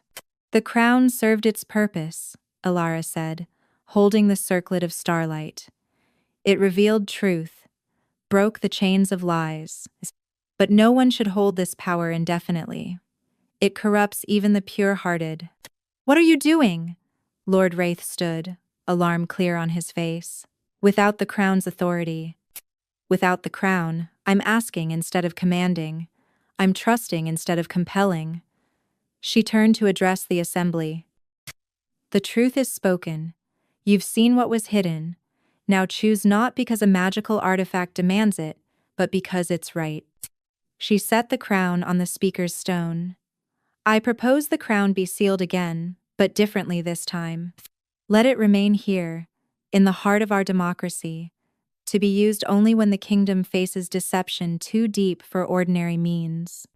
Let 12 guardians, 6 spirit walkers, 6 ordinary wolves keep watch, ensuring it's never abused. And the kingship? Lord Draven asked. Do we maintain a monarchy built on lies? Fenris stepped forward. I offer to abdicate if the assembly wishes, but I prefer another path transformation. Let the king serve not as absolute ruler but as mediator between communities. Let power flow from the people up, not from the throne down. Pretty words. A pack representative snarled, But what of justice? My family died in the purges. My lands were stolen. My children hide their gifts in terror. Words won't restore the dead. Alara faced the wolf's pain directly. No, they won't. Nothing can. But we can ensure it never happens again. Purse. We can build a kingdom where your surviving children walk free. We can honor the dead by protecting the living. How? The wolf's voice cracked. How do we forgive generations of murder? We don't, Alara said simply. Forgiveness isn't mine to grant or demand, but we can choose to stop the cycle. We can choose a future where my daughter and yours play together without fear. You have no daughter, someone pointed out. Not yet. She glanced at Fenris, saw answering warmth in his eyes. But when I do, I want her to grow up in a kingdom that won't hate her for her blood. Don't you want the same? The assembly erupted in debate. Some shouted for revolution, others for tradition. But gradually, a third voice emerged, those calling for the middle path Alara proposed. I'll stand as guardian, Captain Thorne declared, moving to stand by the crown. I've seen what fear does to good people. Never again, quote. As will I, Lord Wraith added. The forgotten have hidden long enough. One by one, others stepped forward. Not just spirit walkers, but ordinary wolves who'd lost faith in the old ways. Guards who'd been forced to arrest innocents. Nobles who'd profited from injustice but wanted redemption. Even Commander Aldrich, representing the reformed Shadow Court, offered to serve. Then let us vote, Fenris said. All in favor of the restoration edicts and the new covenant? Hands rose throughout the amphitheater. Not all pockets of resistance remained, but far more than anyone had dared hope. The majority had chosen change over comfort, truth over tradition. But just as hope bloomed, warning bells rang from the palace. A messenger burst in, face white with terror. Your Majesties! The northern border, Lord Aldwin's brother, Duke Roderick, marches on the capital. He claims the throne by right of pure blood and demands the Spirit Walker plague be cleansed. Claims Duke Roderick, Aldwin's younger brother, who'd been conveniently absent from court. Alara's truth sight, even without the crown, recognized the pattern. Those who'd lost the political battle had chosen military rebellion. How many? Fenris demanded. 50,000. And growing. He's rallying every purge supporter, every displaced noble, everyone who fears the new order. They'll be here in 3 days. The assembly descended into panic. Their fragile coalition, minutes old, faced its first true test. Some called for the crown's power to stop the threat. Others demanded martial law. No, Alara said firmly. This is exactly what the old ways would do, meet force with force, fear with fear. We chose a different path. Then we'll die on principle? Lord Draven asked bitterly. No, we'll prove our way is stronger. She turned to the assembly. Duke Roderick brings soldiers. We'll bring citizens. He brings hatred. We'll bring hope.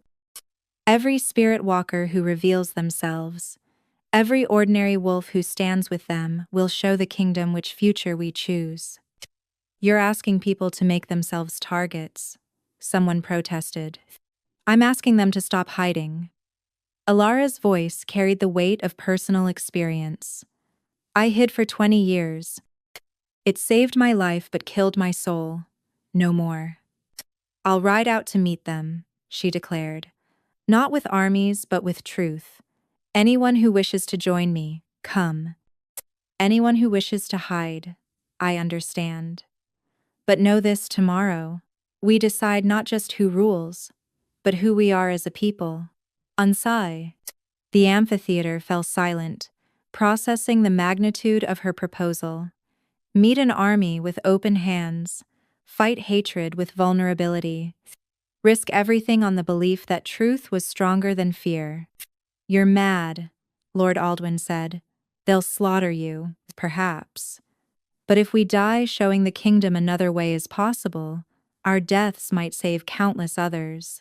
If we hide behind walls and weapons, we prove Roderick right that only force matters. Fenris took her hand. Where you go, I follow. The king who hid his nature stands with those brave enough to show theirs. And the forgotten stand with our truth seer, Lord Wraith added. We've hidden long enough. One by one, voices joined them. Not everyone fear ran too deep for universal courage, but enough. Enough to matter. Enough to hope. As the assembly dispersed to prepare for what might be their last stand, Alara felt the weight of what she'd chosen. She could have kept the crown, used its power to crush opposition.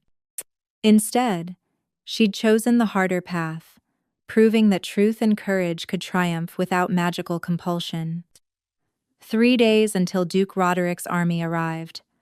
3 days to show the kingdom that spirit walkers and ordinary wolves could stand together.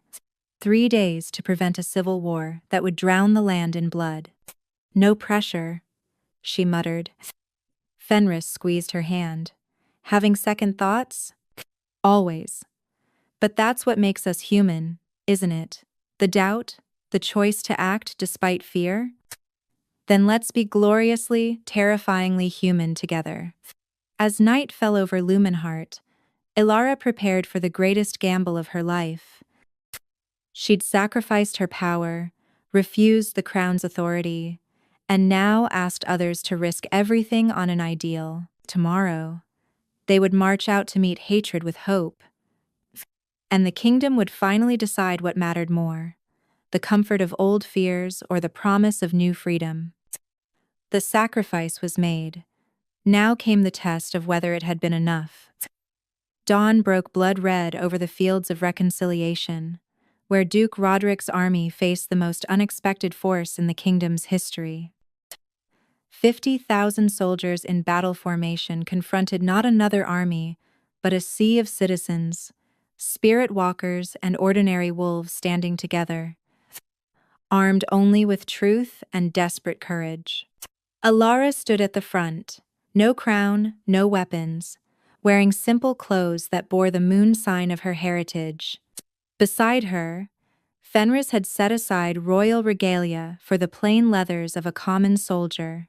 Behind them, thousands who'd answered the call, nobles beside servants, guards beside those they'd once arrested, children holding their parents' hands. Is this your army, pretender? Duke Roderick rode forward, his silver armor gleaming. He was everything Fenris, wasn't cruel where Fenris was kind, absolute where Fenris sought balance. Farmers and freaks, this is what you bring against steel and discipline? We bring something stronger, Alara replied, her voice carrying across the field through spiritcraft. Not magic, but the natural projection of truth. We bring the future. Roderick laughed. The future? I see only the past, spirit walkers thinking they can bewitch their way to power. But Silver doesn't care about your tricks. He raised his hand, and his front lines lifted crossbows loaded with silver bolts. The crowd behind Alara stirred, fear rippling through their ranks. This was the moment. Would they run, proving Roderick right? Or stand, proving something greater? Before you fire, Alara said, look closely at your targets. Really look. She nodded to those behind her. One by one, spirit walkers began to glow not with aggression but with their true nature. Healers emanated soft green light. Seers shimmered with silver. Earth speakers made flowers bloom at their feet, each gift unique, beautiful, peaceful. But more importantly, ordinary wolves stepped forward to stand directly in front of their spirit walker neighbors. Shield siblings, they called themselves. Those without gifts, protecting those with them. You'll have to shoot through us first, Captain Thorn declared, placing himself before Helena. Through loyal soldiers who choose conscience over commands. And us, called a voice from Roderick's own ranks. A soldier stepped out of formation, removing his helmet. I won't murder civilians. Not again, not for any lord's ambition. Traitor, Roderick snarled. But more soldiers followed. A trickle, then a stream. Men and women who'd joined for pay or pressure, but couldn't stomach slaughtering the defenseless. You see? Elara addressed the armies, not their leaders. This is the choice. Not between human and spirit walker, but between fear and hope, between the cycles of hatred and the possibility of peace. Enough! Roderick roared.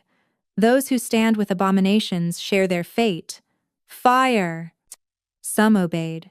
Silver bolts flew, and bodies fell, spirit walker and shield sibling alike.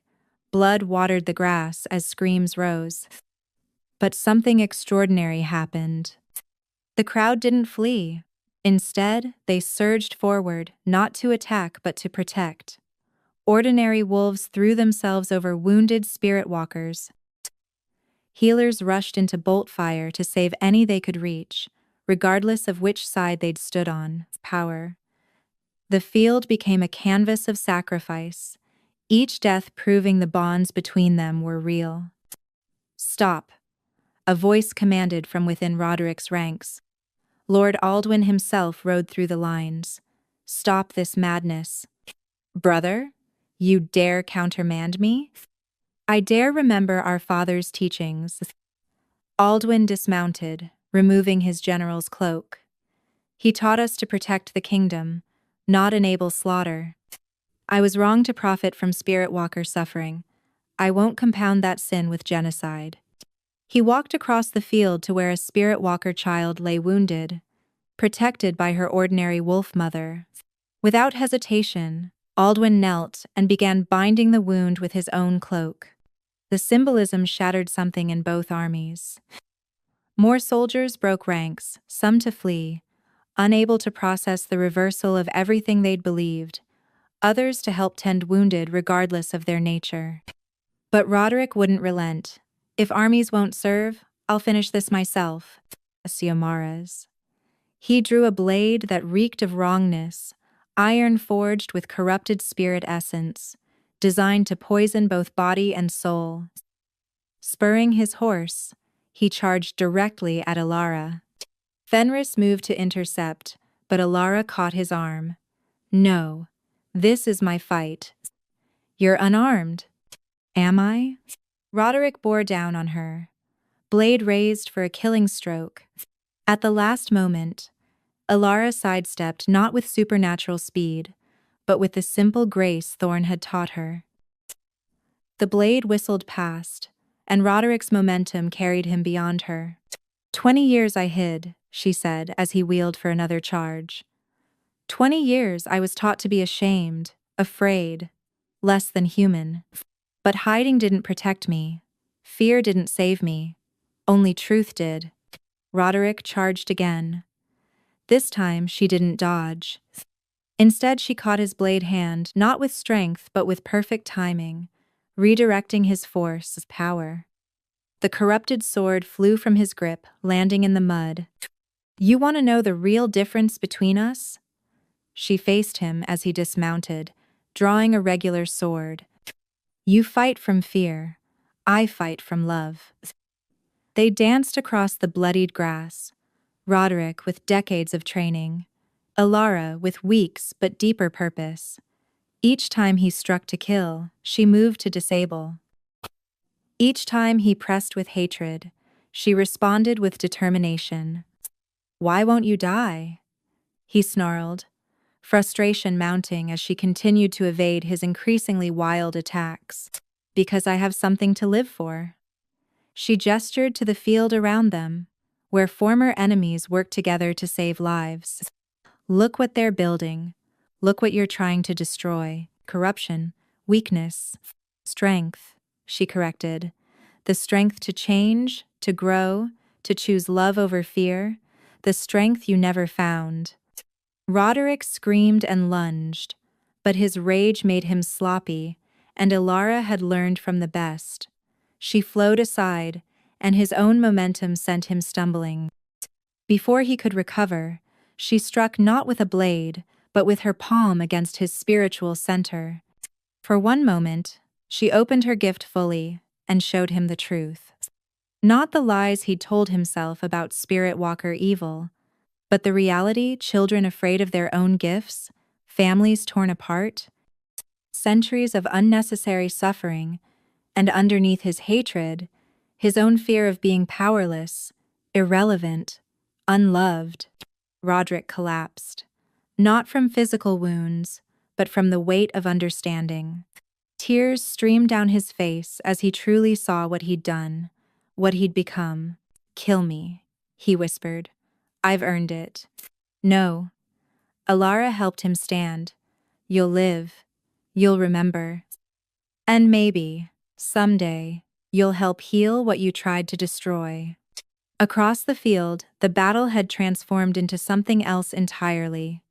Soldiers from both sides worked together, saving who they could. Spirit walkers healed former enemies. Ordinary wolves defended former targets. The arbitrary lines that had divided them blurred beyond recognition. "The kingdom watches," Lord Wraith observed. He'd organized runners to carry word to every corner of the land. "By sunset, everyone will know what happened here." And they did. The Battle of Reconciliation. They'd call it not for the fighting, but for what came after. When faced with the choice between perpetuating violence or embracing compassion, enough chose compassion to matter. But the cost was real. Hundreds lay dead, martyrs to fear, and heroes of hope alike. As Alara moved among them, using what remained of her gift to ease passing and heal the salvageable, she felt each loss like a personal failure. "You can't save everyone," Fenris said gently, finding her cradling a young shield sibling who'd taken a bolt meant for a spirit walker child. "I know, but I'll mourn everyone I couldn't." She closed the girl's eyes. She was maybe 16, had her whole life ahead. And she chose how to spend it, protecting someone who needed it. That's not a waste, that's a legacy. As the sun set over the field, painting the sky in shades of hope and sorrow, something fundamental had shifted. The kingdom had seen spirit walkers die to protect ordinary wolves, and ordinary wolves die to protect spirit walkers. The lie of separation had been exposed. "What now?" Captain Thorne asked, approaching with a mixed group of former enemies now working as one unit. "Now we go home," Alara said. "We tend our wounded, we bury our dead, and we build the kingdom they died believing in. The nobles who fled won't accept this, neither will the hardline purists. Then we'll face them when they come. Power, but not with armies." She looked across the field where former enemies shared water, bound wounds, grieved together. "We'll face them with this proof that another way exists." As they prepared to return to Lumenheart, a young spirit walker approached nervously. She couldn't have been more than 12, her gift manifesting as tiny flowers that bloomed wherever she stepped. "Lady Alara? Will it really be different now? Will we really be safe?"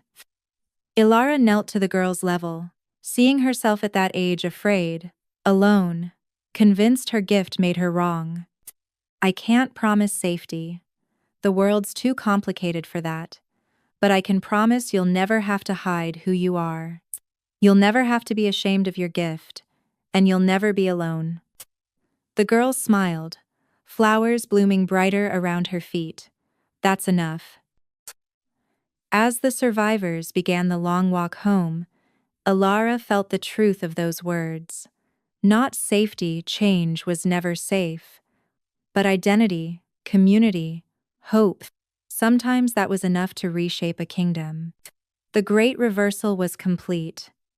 Those who'd marched as enemies returned as allies. Those who'd hidden in shame walked openly.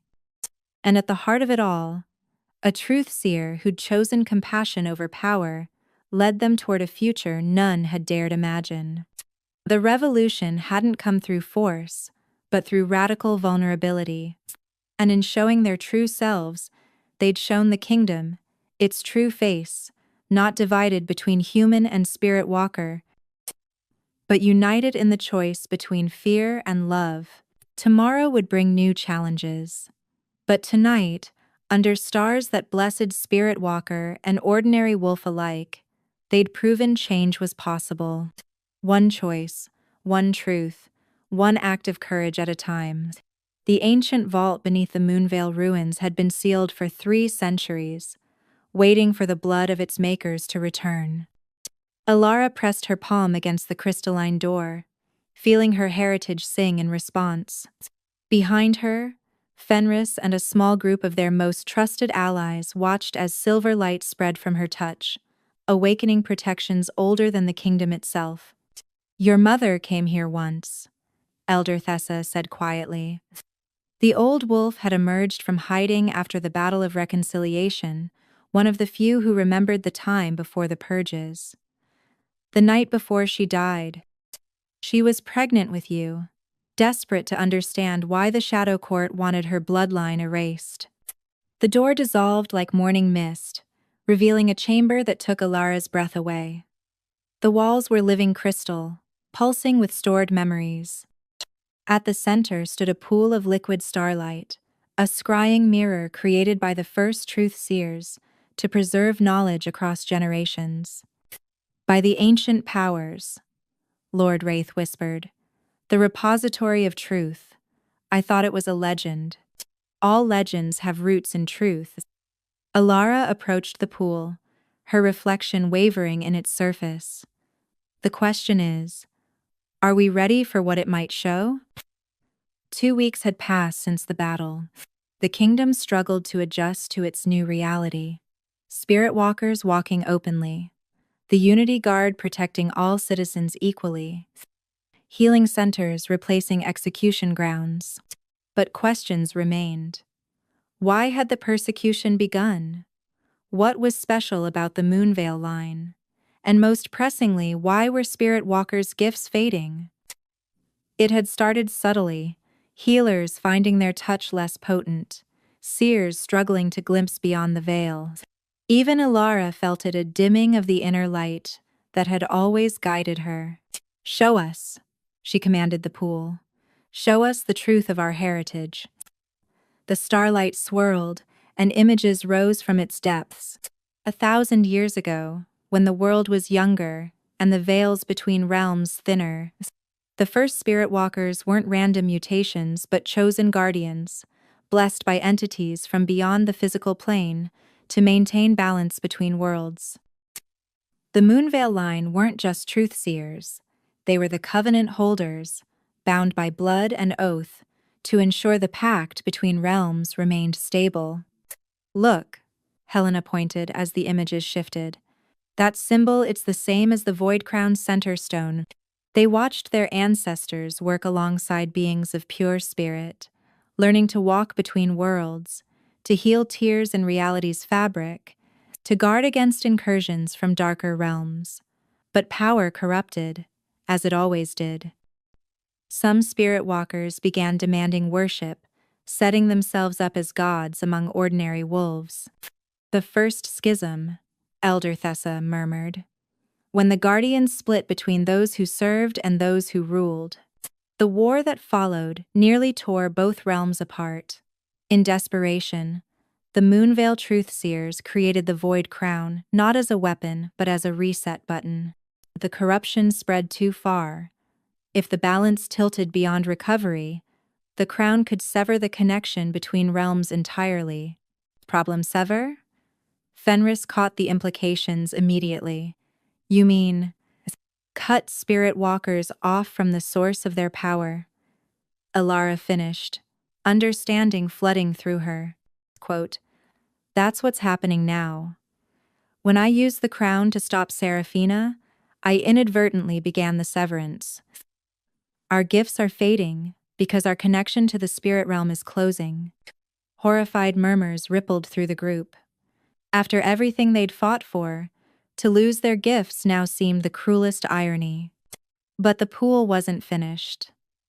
New images rose the last truth seer before Ilara's mother, standing in this very chamber, recording a final message.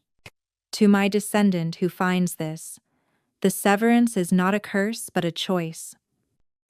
For too long, we've depended on power from beyond instead of finding strength within. The gifts were meant to be training wheels, not permanent crutches. Connection fades. We'll discover what we truly are, not spirit walkers or ordinary wolves, but simply people, capable of extraordinary things through ordinary means. Most werewolf stories begin with power and face. Most werewolf stories begin with capable of extraordinary means. Most werewolf stories begin with capable of extraordinary means. Most werewolf stories begin with capable of. She's saying we were always meant to lose our powers? Powers story. Mira's replacement. Young Senna looked stricken. Then what was the point? The point, Ilara said slowly, was to learn. To understand that healing comes from compassion, not magic. That truth matters more than the power to compel it. That unity isn't about gifts but about choice. Xiomara's? Pretty philosophy, Lord Wraith said bitterly, his silver eyes already dimming. But without our gifts, we're just targets. The prejudice won't vanish because our power does. Won't it? Ilara turned to face them all. Our gifts made us different, easy to other. Without them, what excuse will they have? We'll be proof that spirit walkers were never the threat fear was. The pool swirled again, showing one final vision a choice. The severance could be reversed but at a cost. Reopening the connection fully would restore their gifts, but also risk the corruption that had nearly destroyed both realms before. Or, they could complete the severance, becoming fully mortal but finally free. This is why the Moonveil line was hunted. Pow, Elder Thessa said. You don't just carry the truth, you carry the choice. The power to decide for all spirit walkers everywhere. Power, pow, power, pow, power, power, power, power, power. I won't decide alone, Ilara said firmly. This affects everyone. We'll call a gathering, explain what we've learned, and vote. Every spirit walker, every ordinary wolf who stands with us. The kingdom will choose its future together. And if they choose to restore the connection? Fenris asked. If they vote to keep their powers despite the risk? Ilara met his eyes, seeing her own fears reflected there. Then we'll face that future together. But they deserve to choose with full knowledge, not have the decision made for them. As they prepared to leave, the pool offered one last gift, a memory of Ilara's mother, standing pregnant in this very spot, speaking to the daughter she'd never meet. My little moon child, I don't know what world you'll inherit, but I know you'll have the strength to shape it. The truth isn't always comfortable, but it's always necessary. Be brave, my love. The kingdom needs your light, whether it comes from magic or from within. Tears streamed down Ilara's face as the image faded. All her life, she'd wondered if her mother would be proud. Now she knew. 3 days, she announced as they emerged from the vault. In 3 days we gather everyone. Spirit walker, an ordinary wolf, noble and commoner.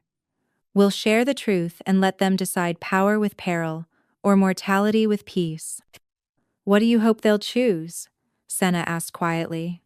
Ilara looked at her hands, hands that had channeled silver light, healed wounds, revealed truths. Soon, they might be merely human hands.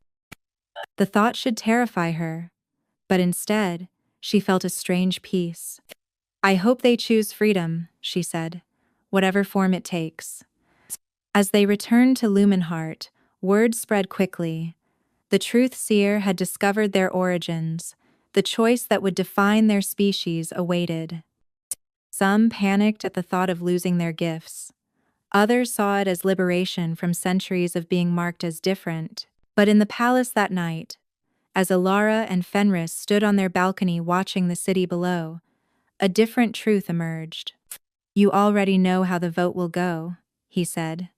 It wasn't a question. "The young will vote to keep their powers. They've fought too hard for acceptance to give up what makes them unique. Old will vote for severance. Tired of carrying the burden, it'll be close. And the deciding vote?" She smiled sadly. "Will be mine, won't it? The last truth seer, casting the final truth. Container, container 1, container 2, container. What will you choose?" Instead of answering directly, she took his hand. "Did you know that in all the visions, all the memories, I never saw a spirit walker and ordinary wolf have children together? The gifts don't mix. We've been separate species pretending at unity." Understanding dawned in his eyes. "But if the severance completes, we become one people, truly one. No more divisions, no more fear of what gifts a child might manifest." She touched her stomach gently. "Our children won't have to choose between their parents' worlds. NES. You're too early to be certain, but I feel the truth of it." She leaned into his warmth. "I want our child to grow up in a world where they're judged by their choices, not their blood. Don't you?" He pulled her close, and she felt his answer in the way he held her, protective, supportive, already loving a future that might never need the gifts they were about to lose. The die was cast. In 3 days, the kingdom would vote. But Alara already knew how the story would end, not with the triumph of power, but with the victory of possibility. The greatest magic, after all, was the courage to be merely human. And in that magic, everyone was equal. The grand convergence drew every soul in the kingdom who could walk, ride, or crawl to witness history. The ancient Heartstone amphitheater overflowed with citizens, spirit walkers glowing with what might be their last light, ordinary wolves standing shoulder to shoulder with those they'd once feared, children perched on parents' shoulders to see over the crowd. At the center, Alara stood before the celestial basin, where the ritual would be performed regardless of the vote's outcome. The void crown rested on a pedestal beside her, dormant but waiting. Fenris stood with the other witnesses, Lord Wraith, Captain Thorn, Elder Thessa, and surprisingly, Duke Roderick, who'd spent the week since his defeat, working tirelessly to undo the harm he'd caused. "Citizens of Lumenheart," Alara began, her voice carrying to every corner through acoustic design rather than magic. "We gather to decide not just our future, but our very nature. You've heard the truth, our gifts come from beyond this realm, a connection that brings both wonder and peril. Today, we choose." She gestured to 2 massive urns, white stones for severance to become fully mortal, free from the burden and blessing of spirit walking, black stones to maintain the connection, keeping our gifts but accepting the risk of corruption returning. "Before we vote," Elder Thessa stepped forward, "let all hear the testimonies." What followed were hours of heartfelt speeches. Healers spoke of lives saved through spirit touch. Ordinary wolves testified about loved ones lost to corrupted spirit walkers. Children demonstrated gifts of beauty and wonder. Veterans showed scars from the wars such gifts had sparked. Young Senna, trembling but determined, shared how her empathic gift had helped her save 3 people from ending their own lives. "Without it, I couldn't have felt their pain in time. But with it, I'll never know if people like me for myself, or because I unconsciously ease their emotions." Duke Roderick spoke last among the testimonies. "I spent my life hating what I didn't understand. Power was never's. But these weeks, working alongside spirit walkers to rebuild what I destroyed, I've learned something. The power was never the problem. Fear was. Fear of difference, fear of being lesser, fear of change itself. He looked directly at Alara. I vote for whatever brings us together as one people. Percent. The form matters less than the unity. As the sun reached its zenith, the voting began. One by one, citizens approached the urns, casting their stones with the weight of destiny. Some wept as they voted, others walked with firm conviction. All understood they were choosing for generations unborn. Alara voted last, her white stone clicking against thousands of others presented. The counting would take hours, but she already felt the realm's spiritual current shifting, responding to the collective will being expressed. As scribes tallied votes under careful observation, an unexpected interruption arose. The sky darkened despite the cloudless day, and figures materialized at the amphitheater's edge, beings of pure spirit, the original entities who'd granted the first gifts, truth seer of Moonvale. Their leaders spoke directly into minds rather than ears. You would sever what we forged in good faith? Alara stepped forward, unafraid. With respect, ancient ones. The compact has run its course. What began as partnership became dependence, then division. We thank you for the gifts, but we must find our own way now. Without us, you are merely mortal, weak, limited, quote. Without you, we are united, free, whole. She gestured to the crowd, where spirit walkers and ordinary wolves stood interlinked. Look what we've built despite the division. Imagine what we might achieve as one people, pies. The spirits conferred among themselves, their forms flickering with otherworldly light. Finally, their leader spoke again. We see wisdom in your words, though it pains us. If this is your will, we offer a final gift, not power, but knowledge. The healing techniques, the truth sensing, the communion with nature, these need not die with the connection. What was learned through spirit can be taught through study. Gasps rippled through the crowd. They were offering to preserve the practical benefits of gifts through ordinary means, healing becoming medicine, truth sensing becoming psychology, nature speaking becoming ecology. We accept with gratitude. Alara bowed deeply. And we hope that someday, when we've grown wise enough, we might meet again as equals rather than dependents. The spirits faded with what might have been approval, leaving behind crystalline books that would later revolutionize education and science in the kingdom. As sunset approached, the final tally was announced. By a margin of merely 17 votes, out of tens of thousands, the kingdom had chosen severance.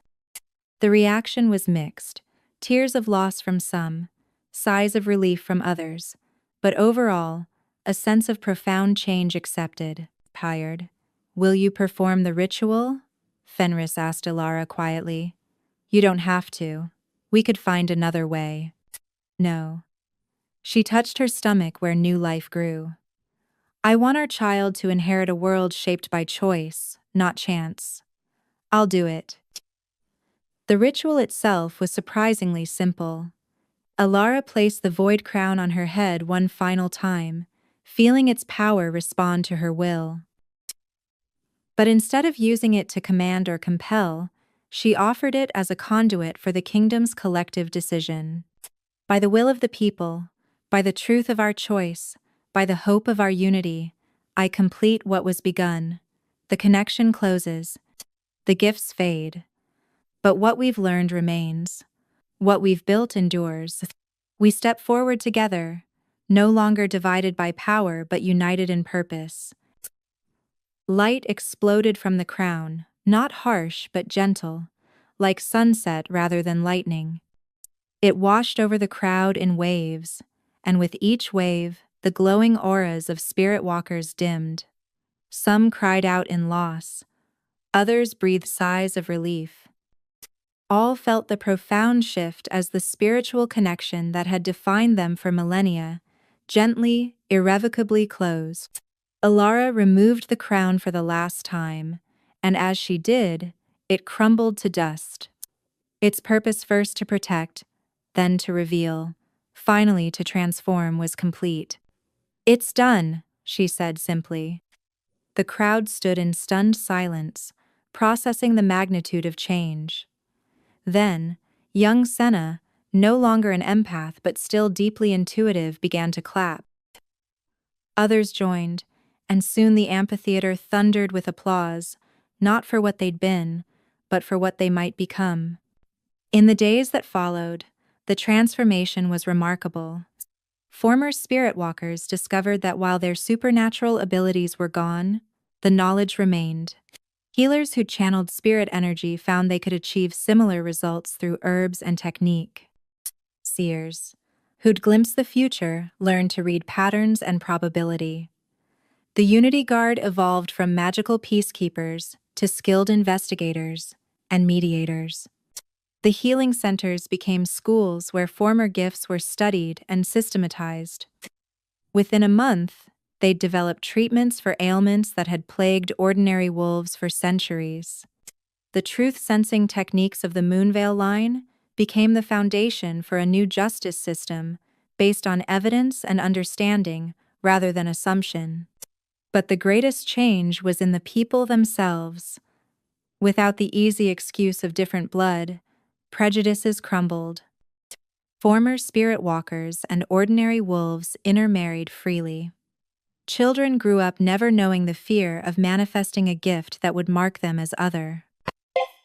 On the winter solstice, Alara gave birth to twins, a boy and a girl, who would never know the burden of supernatural gifts, but would inherit something far greater, a kingdom where they could be anything they chose to be.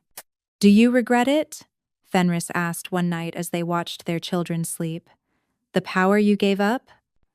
Elara considered the question, thinking of the silver light that had once flowed through her, the truth she could compel with a touch. Then she looked at the books former spirit walkers were writing, preserving their knowledge for future generations. She thought of the former enemies now working together, the children playing without fear, the kingdom healing from centuries of division. "I traded power for possibility," she said finally. "Certainty for hope, control for connection." She smiled, remembering her mother's words. I think I got the better bargain." As snow began to fall outside, blanketing Lumenheart in peaceful white, the kingdom slept soundly. Not divided between gifted and ordinary, not torn between fear and power, but united in the simple, profound truth that they were all, in the end, just people. The last truth seer had spoken her final truth, that the greatest magic was the courage to be merely, wonderfully, hopefully human. And in that truth, a kingdom was not just transformed but reborn. Years later, when bards sang of the great transformation, they spoke not of the powers lost but of the unity gained. They told of Alara the wise, who chose mortality over might, and Fenris the just, who helped build a kingdom where bloodline mattered less than character. But the true legacy lived in the children who grew up free from fear, in the books that preserved wisdom across generations, in the simple fact that a person could walk anywhere in the kingdom and be judged not by their blood, but by their deeds. The age of spirit walkers had ended. The age of choice had begun. And in that choice, they found a magic greater than any gift from beyond, the magic of becoming fully, truly, simply themselves. The stepfamily that had banished Alara, thinking her worthless, they lived to see her crowned not as a spirit walker, but as a woman who'd united a kingdom. Their jealousy had set in motion. The very events that proved her worth had nothing to do with power and everything to do with wisdom. Sometimes, the greatest transformations begin with the cruelest rejections, and sometimes, hiding your true self is just preparation for the moment when revealing it changes the world. In the end, Alara hadn't just been found and crowned by the Alpha King. She'd found and crowned herself, and in doing so, had helped an entire kingdom do the same. The transformation was complete. The story, in all the ways that mattered, had found its perfect ending not in power reclaimed, but in humanity, embraced, not in gifts restored, but in unity achieved. And they all, in their own ways,